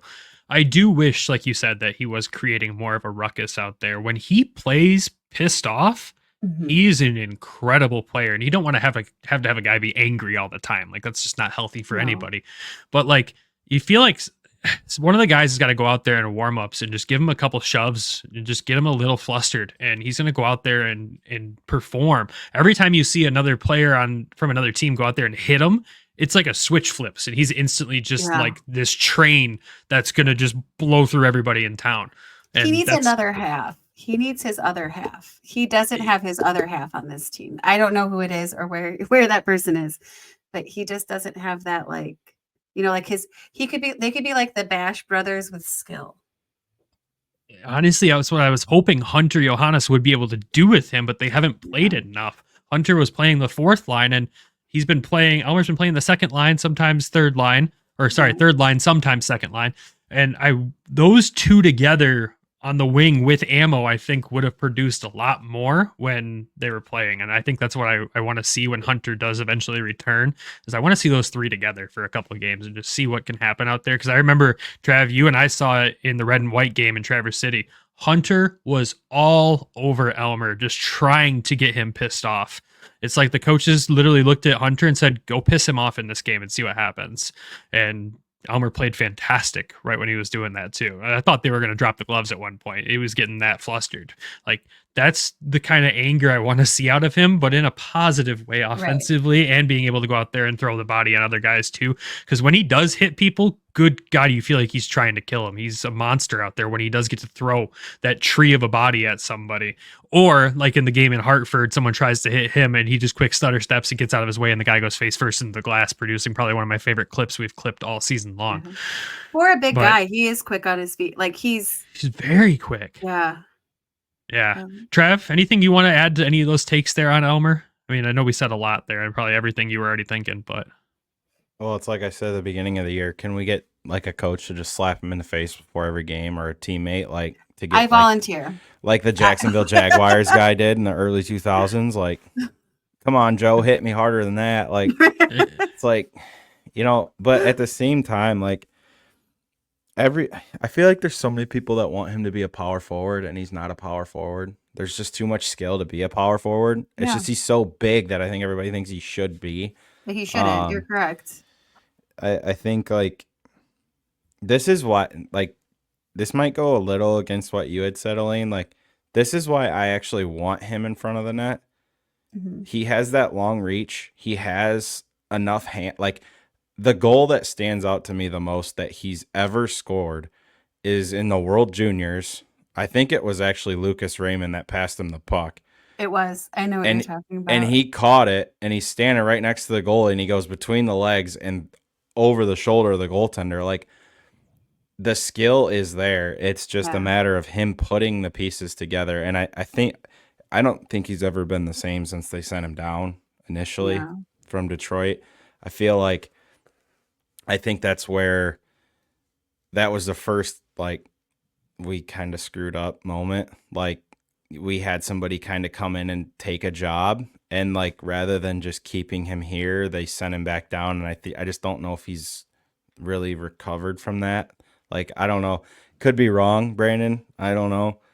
That's where that confidence comes in. I think whatever they said to him when they did it, and I think that maybe it rattled him. But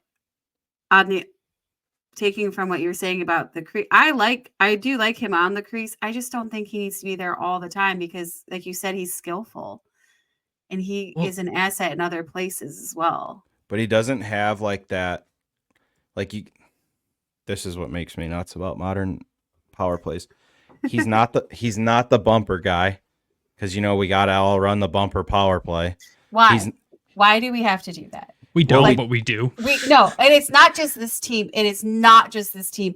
There's so many teams, and it doesn't work for a lot of them because either they're not doing it correctly or it just isn't the best way to go about things. And people are so obsessed with it. A lot of teams situationally don't have the guys to do it. I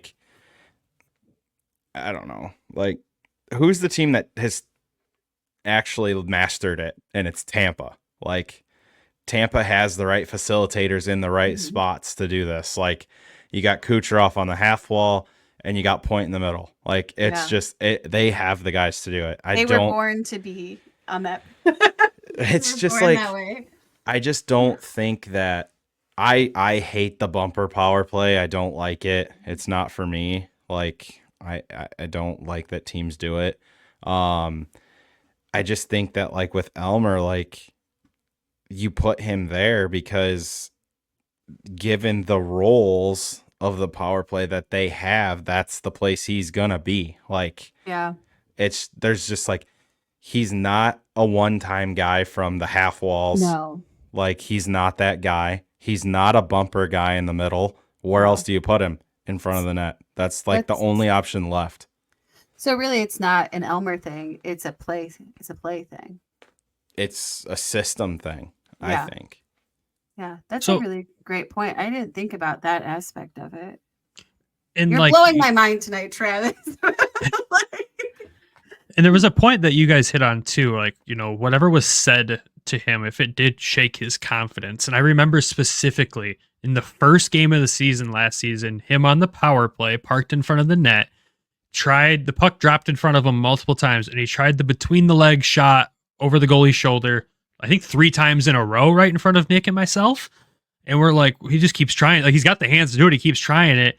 And then he went back to the bench after that. And then he was on the power play in the same spot for the rest of the season. And I never saw him try it again. It's like he got scolded for trying that move 3 times in a row. And it was like, let him be creative. Let him do his thing. I know it didn't work 3 times, but God, if he pulls it off, it's a goal of the year automatically just from doing the between the legs. Right. And I watched him in Hartford on Wednesday, and he tried a between the legs pass across the ice too. And I was like, there, it's still there. He wants to do it. I could see him try to do it. And with his frame, every time he tries to do that, it's magic, because 1, he shouldn't have the hands to be able to do that with his size. But 2, like, just let him be creative. Let him go out there and play loose. We've said it multiple times. He's gripping the stick too tight. He's not playing like himself. And I just hope the coaching staff can kind of just be like, hey, we need some goals desperately right now. Just go play your game, dude. Just see what we can do. And hopefully we see that over the next couple of games, because he can do it. But if in Travis's point that he was kind of saying about the system, how can you play your game when it doesn't fit the system? Well, that's where I have another fear with him, that I don't know how long he lasts in this system. And that's unfortunate, because on a lot of teams with his skill, I think he could be doing a lot of different things He without would be this great current in system. Cleveland. I'm sorry. You're not having, you can't, okay, Elmer I'm really Petrag, sorry, but like, No. but I mean, you can't have him. Sorry. I don't know. I'm not trying don't to. know. I'm not trying to take them. No, but I'm saying because they're different in that that sense. Like Trent and the Jackets, they will come up with new systems if they have to, based on who might need it. Once Torts left, it kind of changed a little bit more. So Yeah. that's I the don't know. reason why I'm saying it. Yeah, no, it's fair. It'll be weird. It'll be interesting to watch as it develops this season. We all called for Elmer to have this breakout season, this like I'm back season, and he's doing everything to do that. It's just not on the score sheet, which is the part that's just disappointing. And I think everyone writes him off just based on that. He's playing fantastic hockey, probably some of the best hockey we've seen him play since he's arrived in this organization, maybe besides his couple first games in Detroit.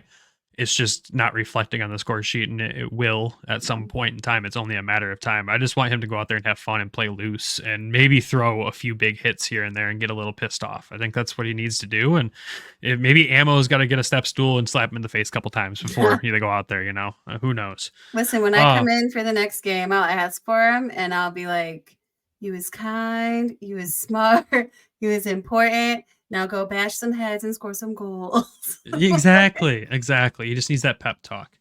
Another guy, second to last guy I want to talk about. We hinted at him a little earlier with his assist on Amadeus Lombardi's goal in Cleveland, but Jacob Ruklowski is adjusting to North American ice a hell of a lot quicker than I thought he would.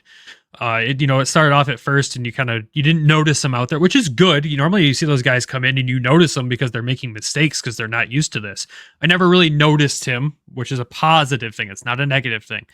I'm noticing him even more now on the positive side because he's getting really confident with his passing and making plays that I didn't think he would be comfortable enough to make at this point in the season. It's only 10 games on North American ice, but we're starting to see why the Red Wings took a flyer and signed him. We know why he led the league he was in last year in goals. You're starting to see an offensive upside here. Elaine, you got to see him on that pass last night, and that pass was unreal. So I know you want to talk about it. You're itching to. I'll let you go here. What are your thoughts on him? All season, I've noticed him because he's sneaky. He's a sneaky player, and I love a sneaky player. And that's what he was last night. That pass was so sneaky. Like he looked like he was gonna shoot it, and then he's like, whoop, whoop, there we go, right past your skate, straight to ammo. It was beautiful, and that's how he's been playing all season, but it hasn't worked out, and now it's working out, and it's thrilling because you're like, oh man, this kid, if he continues to play like that and it finally keeps clicking every game, it's just going to be magic to watch. So Yes. yes. Yeah, he's comfortable, and like him and Ammo together, the chemistry they're building is something that you gotta love if you're the Red Wings, because you're like, okay, we don't know what the future holds in this organization for either of these two. They're guys that we don't know, but to see them both start to pan out together, you're like, oh, this is exciting. So Wings fans need to be paying attention to Rakowski. I think the Wings found something here with him, because he's a really talented player. It's somebody that, if hopefully one of these games that we're at soon we can request, and I hope his English is good enough. I don't know, we've never talked to him, but I really want to ask him some questions, because he's a player that excites me a lot. And Trav, I know you've also noticed him more now than ever as well. So the goal last night, really, you got to look at it in two completely different great plays in the same play by two different people. The Rakowski play, he didn't catch the puck clean, and he almost, like, he had to reach, and he must have seen Ammo like wide open, but there also were two defenders on Ammo's left side, which you got to kind of remember, and he's left-handed. So the fact that Rakowski was smart enough to put it on the right side of Ammo to where only he could catch that pass, and then for Ammo to adjust, because his stick was on his left side, to get his stick over to his right side, to then pick the puck up and then bring it back to his left side, and then just outweight the goaltender. That's where you're seeing that, like, the hockey sense from Rakowski. Like, okay, I could throw it on net with a guy right in front of me, or I could make a cross ice play, but I got to put it in one spot, and he hit his spot. I think that was the most interesting part of that whole play for me. No, I think he's making an adjustment. Obviously, people like to talk about how wider ice makes such a difference, and it does. As somebody that played on an Olympic-sized sheet, albeit in youth hockey, you have so much more space. By the time you get to learning that adjustment and making that adjustment, it takes time. I mean, when you're so used to having that extra space that, like, when you come to North America, make that transition, like, everything's reduced. You got to move quicker. You got to think quicker. So to see, but he had some pro experience. So I think that's where kind of his development, he might be slightly ahead of some other guys, just in the fact that, he's played at a higher level than some of these guys. But obviously, he only has 2 points through 9 games, but you're starting to see the creativity come out more. And I think that's the thing to be excited about with him.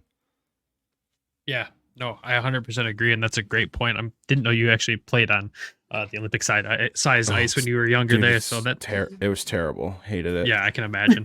But I hated it because I was slow. But yeah, it's been really good to see him adjust this quickly. We said, we wouldn't probably start seeing or noticing much production from him until maybe after Christmas break, the halfway point in the season, and to start to see it this early, it's a really positive sign for us.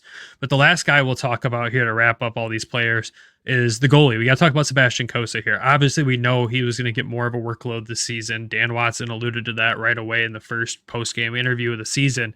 But with losing Ville Husso, that definitely is been expedited a little faster. He played all 3 of these games, and this is the first time I can think of in a long time we've talked about 3 losses going in the loss category for Sebastian Cossa in a row. And I don't think I could fault him for any of these losses besides the one goal in Cleveland that we're like, yeah, he'd probably want that one back. I mean, Sebastian Cossa, even with all these, has not played bad hockey at all. And just, I know I've seen a couple comments wondering, like, oh, is it just like a hot streak or a hot start to the season and he's fallen off? No, folks, he's not fallen off at all. He's still an incredible goaltender, playing really good hockey right now and giving the boys a chance to win every single one of these games, and it just hasn't gone our way offensively. But I mean, Kossa's play, Elaine, this is the first time we've got to talk to you since last season about Cossa. his improvement overall just has to be astonishing when you're watching him at this point after what we saw last season. Oh, I'm sorry. Well, in the beginning of the season, yes, but there was one thing that I was worried about with him that I didn't see last season. Like last season, I felt like towards the end he dealt with this specific thing better. And then when the season started, I was like, oh shoot, like he can handle someone rushing the net when they still have the puck on their stick. But Roman and Sean highlighted what I was concerned about. And that was someone who rushes the net to follow the play all the way through after they've shot the puck. And because I don't know if he's more focused on the player or the puck or which one. Obviously, the one goal in this situation does not count. Like completely, because that was magic. Like the hole was like, I don't even think the hole was puck sized. Like I don't think so either. Know how the puck got in, but I saw it. I think it was his first game this season, where if it wasn't for the defense, a puck would have gone in because someone shot it and then chased after their own puck.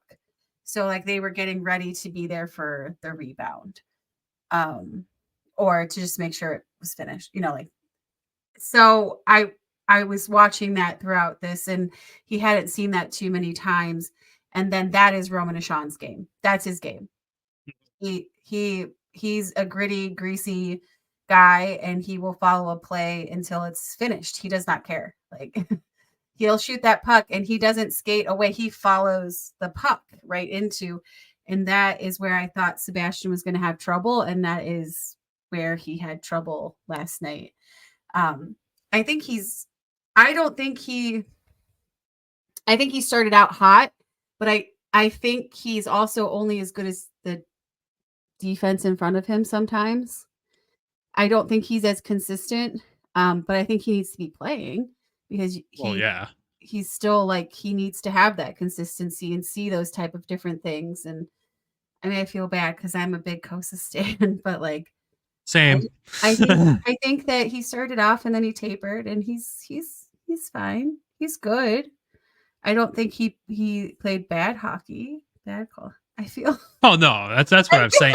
No, it's bad. Funny you mentioned you don't need to feel bad. It's okay. Bad when I talk like bad about you don't need to players. feel bad about sharing the opinion, because it's not talking bad about him. It is highlighting a part of the game, which is funny you say that. There's a note in my phone just for like future topics, and it's one of the things where it's like a 2-on-1 for the other team, and that second trailing guy, unless the defender cuts him off, it seems like Kosa does sometimes struggle with that because of the way the guy does chase the puck. And it seems like Kosa's default move, with the size that he has when he goes down to stop the first guy, it always seems like he's leaning forward, which always results in him having to do a full turn back to get that secondary shot. And sometimes he does it and it wows you. You're like, holy shit, highlight save. But then there's times where you're like, oh, there's a 2-on-1. Oh, God. Which he should be used to those with the way Waddy's run his system. In Toledo, we saw 2-on-1s and breakaways all the time because they play a more offensive game and those odd man rushes happen. But it is one part of his game to call out. And that's how you get hurt, too. If you have to snap back into position constantly. And he's not doing it constantly, so I don't want... I don't... If he gets in that habit, that's how you're going to get hurt. When you have to when you have to be dramatic, if you have to make a save of the game, it's usually because you're out of place. Which we haven't seen a ton of this season. Yes, and we talk about his flailing around. We don't see that as much anymore. Right. But if you're having to snap back, like your back like that so fast, if you lose control, you're going right into your own net. Correct. Yeah. Yep. So it's a good call out. Concerns, but he's also still young, so I'm not like. Oh God, yeah. But yeah, it's not like he's not going to be a good goaltender because of that. I feel worse talking like that about young kids because I don't want. Well, because I know that sometimes people listen, right? And like I don't want to hurt anyone's confidence, but also I want him to not be improve hurt, an and I want aspect him of to his game that could hurt improve. him. Yes. Yeah, no, it's a fair call. Like, it's not an unreasonable call out. Like I said, it's something I've noticed over the past year and a half watching him play hockey at this point. And again, don't get me wrong, I think this kid's going to be an elite NHL goaltender at some point in time, and we don't know when that point is. And luckily, Detroit just has a army of goaltenders that we don't really have to worry about that conversation this season of call-ups or whatever. But the things wrong in his game are things that are very fine tuned and can be fixed over time, and they will. You know, you went from his first ECHL season where he's flailing around everywhere. His side to side movement was not as strong as it is now, and you lacked consistency. What I expect from Sebastian Cossa almost every single game now, I get, you know, and like you said, sometimes it's only as good as the defense in front of him. And yep, that's an accurate statement. There's multiple times, and I feel like in the Cleveland game, a couple times where he was just left hung out to dry by his teammates there. And you're looking at guys going the other way, and you're like, oh, Jesus, here we go again. Yeah. But you know, for us, it's sure. We can call out the little aspects of his game, and that's what a podcast is for. We're not going to sit here and say everything is perfect, everything's hunky dory, sunshine and rainbows every single time. There's going to be aspects that need to be called out, especially after 3 losses. But do I put all 3 losses on the back of Sebastian Cossa? No. Hell no. Like he's doing everything he can with the best of what he can. He doesn't lose games for them. No, he does not lose games for this team, and this team has seen plenty of goaltenders that lose games for this team in our history. So having a guy like him moving up the ranks here and knowing that there's not the pressure to be like, he needs to be ready at the end of the season. Like, he doesn't need to be. Would we like him to be? Sure, but he doesn't need to be. And we've said it a million times. This is Travis's favorite line on the show. The long game is going to pay off for the Red Wings big with this kid. You saw what happened with Wallstead when Minnesota tried to rush him. It did not end well. He seems to be bouncing back again finally, which is good, but his numbers are not great this season. He's back in Iowa even after signing an extension with Minnesota. Like, goalies are weird. They're going to take time, and just be happy as a Red Wings fan if you're listening to this that the team is not rushing him. That's the best thing for this goaltender, because he's just going to continue to get better. But Travis, any thoughts you want to add on Cossa? Because I know you analyzed some of these goals specifically, not being able to watch all the games.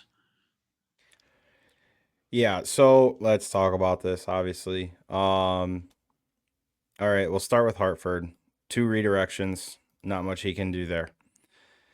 The first goal against Rockford, defensively, like, what's the defenseman doing? You're basically giving a guy a breakaway, partial breakaway. Second goal last night, definitely probably should have been stopped. I think he'll tell you that. But, you know, just kind of looking at it here. Minimum of 5 games played, he's the 5th best goaltender in the league in save percentage. He's played, he's faced the 2nd most shots, I believe. Yep. Oh, I did not know that. I did Second- not realize that. 2nd most shots against, save percentage of .936 and a goals against average of .198. He's played the 2nd most minutes in the league this year so far, albeit in 8 games. I don't know. I'm not really even concerned at all, to be honest. Like, if you look at his breakdown of his games, 1 shutout, 879, bounces back with a 967, then a shutout, then a 939, then a 903, dips to an 889, comes back with a 920. Like, I think you're seeing that, like, that growth process of, I got an off night, I'm gonna bounce back the next night. You know, and look, that they're gonna ride him this year. He's on track to play probably 50 games, if not more, at this rate. Which at this level, at this point in his career, like I kind of told you, Brandon, at the beginning of the year, this is the next step for him. Like, Yeah. you want to make that next step. All right, you're going to get 50 games this year. Like, look, goaltenders used to play 70, 75 games a season. Like, yeah, we're not in that world anymore. Thank But- God. I mean, hey, if your goaltender is going to be that good and you're going to win games, I don't care. You know, like, just roll them out there. Yeah, so given what he's faced, I think, you know, he's probably a top 5 goaltender in this league right now. I mean, it's just Oh, the yeah. reality of the situation. Like, you know, like you said, can we get this guy some goal support, please? Well, yeah. Like, I For the think love that, of God. you know, like the best defense you can play is offense. Like, with as much as he is having to face on a nightly basis, second most shots, second most minutes, like, well, the minutes thing doesn't really matter. I mean, it kind of does, but it factors into fatigue, I suppose. But, you know, a 936, I mean, there's a lot of teams that want a 936 in net. Like, you know what I mean? Like, That's true. you know what like that's a very elite number. Like, if you can keep that up over a 55 game pace or a 50 game pace, even if you're 920 or better, like, let's not forget in junior, his draft year, he had a 941 save percentage, albeit in 19 games, and that team was stacked. He only lost 2 games. But sometimes I think wins and losses with goaltenders get overviewed. Like right now, his record's 4-3-1. I bet if you took if you put numbers up there and said your goaltender is going to be 4-4 overall, what do you think his stats are? Are you going to expect a 936 save percentage and a 198 goals against average? Like, No. I don't. That's where I think, like, you got to kind of look a little deeper into this, and I think that's where, you know, he's having a great start to the season. Like, you know, if you look at his last 2 starts of his seasons, Toledo, I mean, you can go back and look at the film. Like, It was some bad. nights Not great. Sorry, I should say bad. It wasn't great. It wasn't great, but you've seen the flashes. Last year in GR, kind of a similar situation. You've seen flashes. This year you're seeing the flashes at a much more consistent rate, but a much more well-rounded player as a whole. Like, honestly, when we were at training camp, I thought he was the most comfortable goaltender on the ice for the Red 100%. Like, He does look like the net is his home. Like, he looks like he belongs there. I will say that.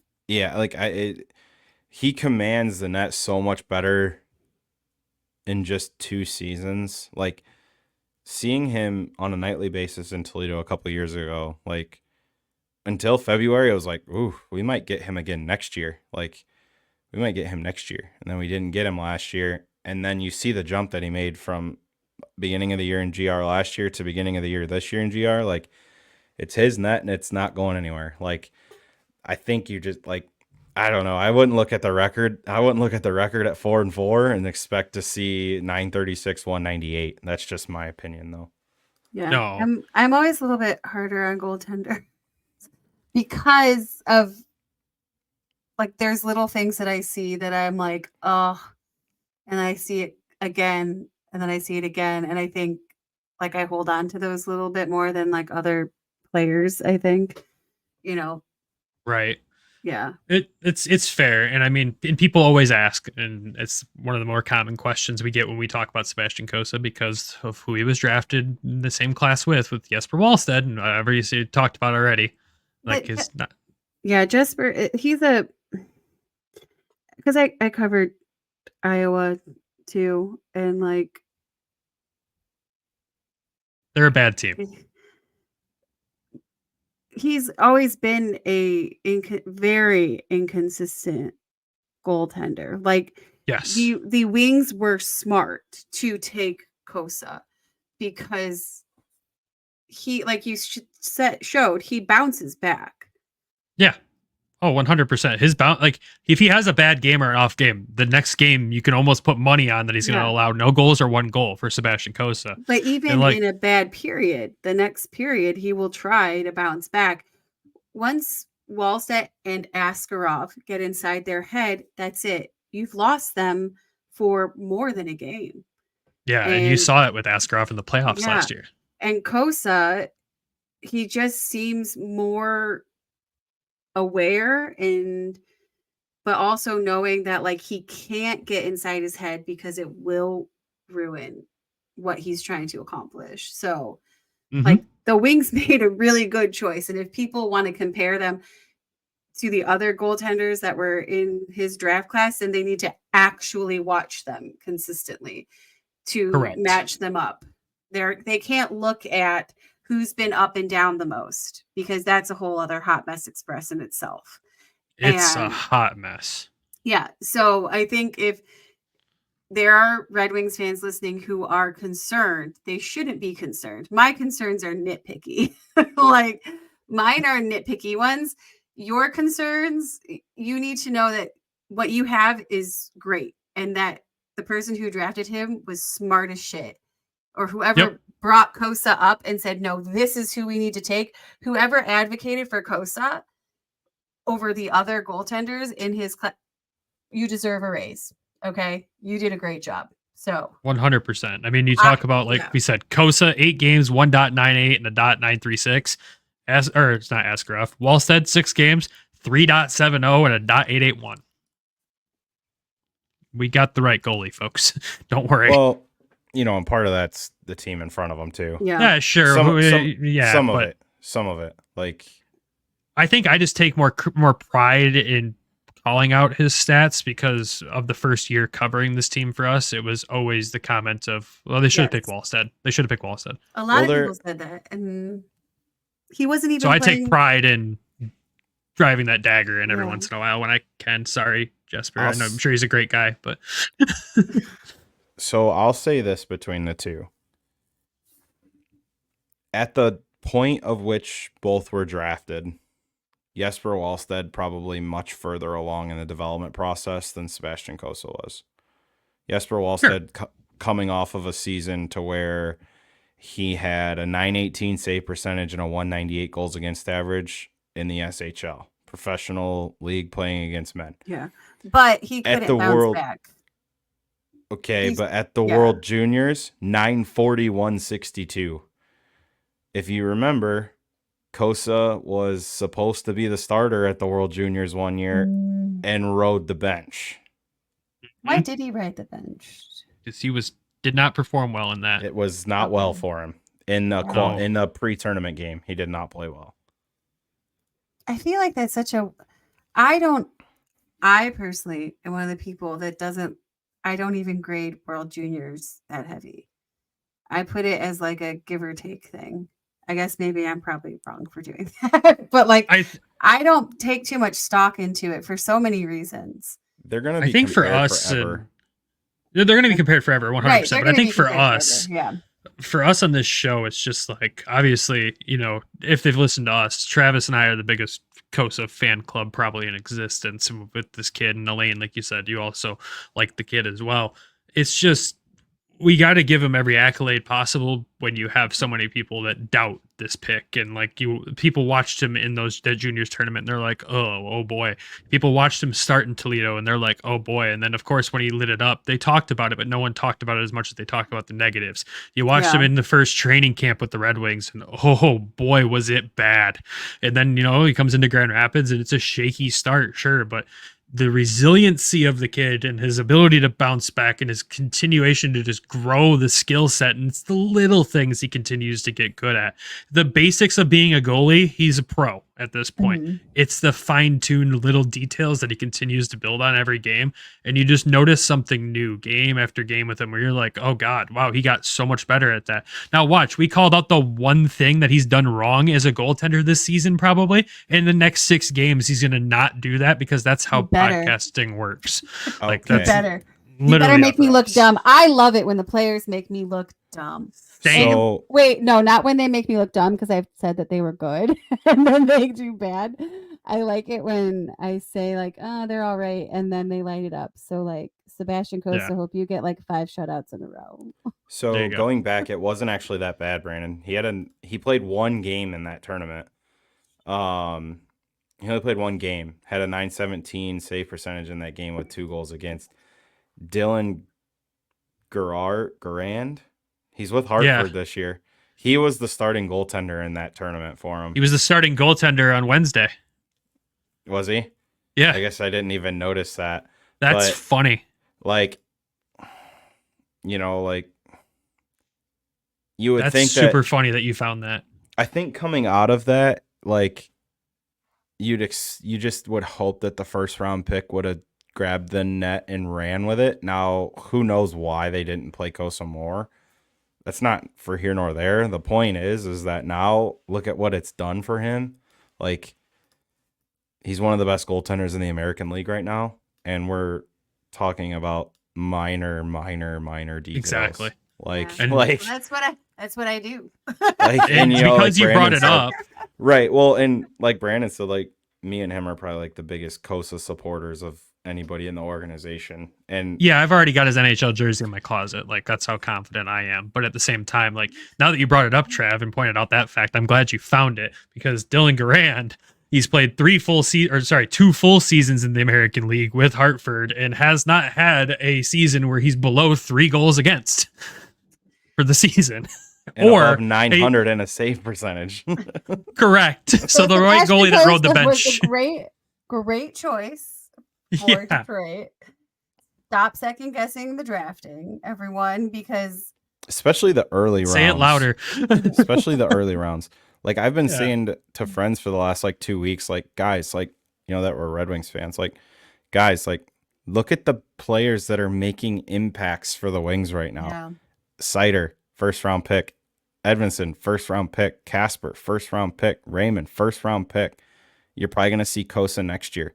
Those are like his first 5 first round draft picks. Like, guys, like if you can't see the vision and the timeline, that this timeline is not now, it's probably 5, 6, 7 years down the road. Like that's where you gotta like see further down the line. And then if you hit home runs with ammo, you hit home runs with maybe an Emmett Finney, like, you know, like guys, like that's where roster construction is so like just skewed. Like people just want to see results right away, but it takes time. It takes patience. it does take Yep. patience. Says the girl who's over here, like, pick. I am. I get a little nitpicky sometimes, just because I see things and then I keep seeing it, and I'm like, please stop. Right. Well, before we nitpick any further, that's all the players that we've got to talk about there. And since we're at a 2 hour and 8 minute recording time currently, I think it's a good time to wrap this episode up. What do y'all say? Works for me. Yeah. All right. Well, with that, Elaine, first of all, thank you as always for coming on the show and replacing Nick. Nick's been, non-existent for us, but he'll be back. Hopefully not next episode, but the episode after that. So hopefully he's having a good time on vacation. But seriously, thank you for coming on and giving us your opinions and thoughts, especially since you were at the Monsters game and we've already mentioned the viewing angle at home sucked. But with that, we always give our guests time to talk about where people can find them, what they're working on. So any project you have coming up, this is your time to plug it and tell the folks where they can find your work. Well, since I was last on here, I started my own business, and my work is on my own website, gracedbyrain.com. The sports stuff is under that umbrella called Graced by Sports. So that's where you'll find mostly monsters. I'm sorry, everyone.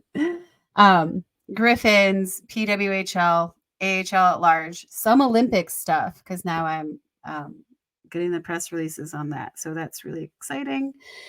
And then I'm also, my podcast is making a return. I thought I was going to come back within 2 weeks after surgery on my sinuses. Plot twist, it takes a lot longer than 2 weeks to recover. I was not prepared.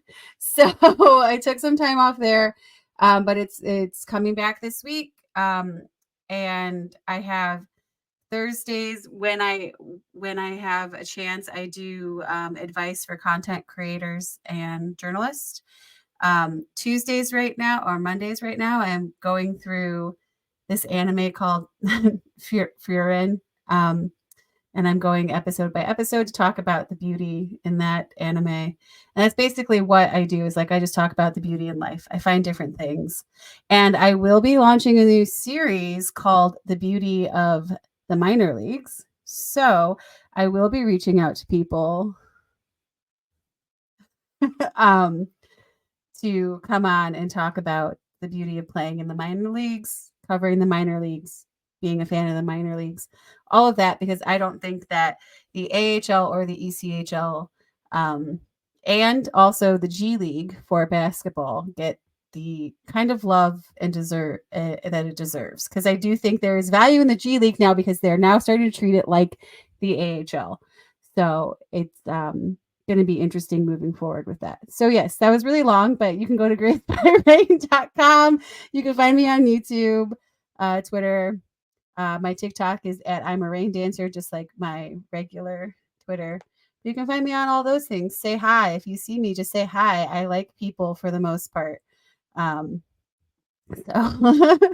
Gotta add the for the most part there. unless you're a Yankees fan, then I'll feel you out first. I will let you know I like you. Oh, that's fair. Well, thank you again, Elaine. We appreciate the insight and everything. And of course, we always have to thank our sponsors at the end of the show. So thank you to DraftKings and Game Time, and of course, the Hockey Podcast Network for being fantastic partners with us, and the long-standing sponsor of the show, Everything Hockey Clothing Company. Make sure you head over to everythinghockey.com. Use code WEST to save a few bucks off your order. Pick yourself up a new hoodie, t-shirt, whatever else they've got going. They had some cool giveaways for Halloween too. Hopefully, everyone got in on those. And of course, the show would not be possible without our Patreon subscribers, and those currently are Alan, Lori, Randy, Michael, and Derek. Thank you all for the love and support. Head over there to check out all the exclusive content, the unedited full cut of this episode, which I'm sure you will all enjoy greatly. It was a blast as always. Thank you everyone for tuning in though, and we will be back Wednesday with our Walleye recap. But until then, go Griffins, go Walleye. Love you. Bye. Thank you for tuning in to the Hockeytown West podcast. Be sure to check us out on Twitter at HockeytownWPod, and your host, Nick at GR Hockey Guy, and Brandon at BrandonGR Hockey.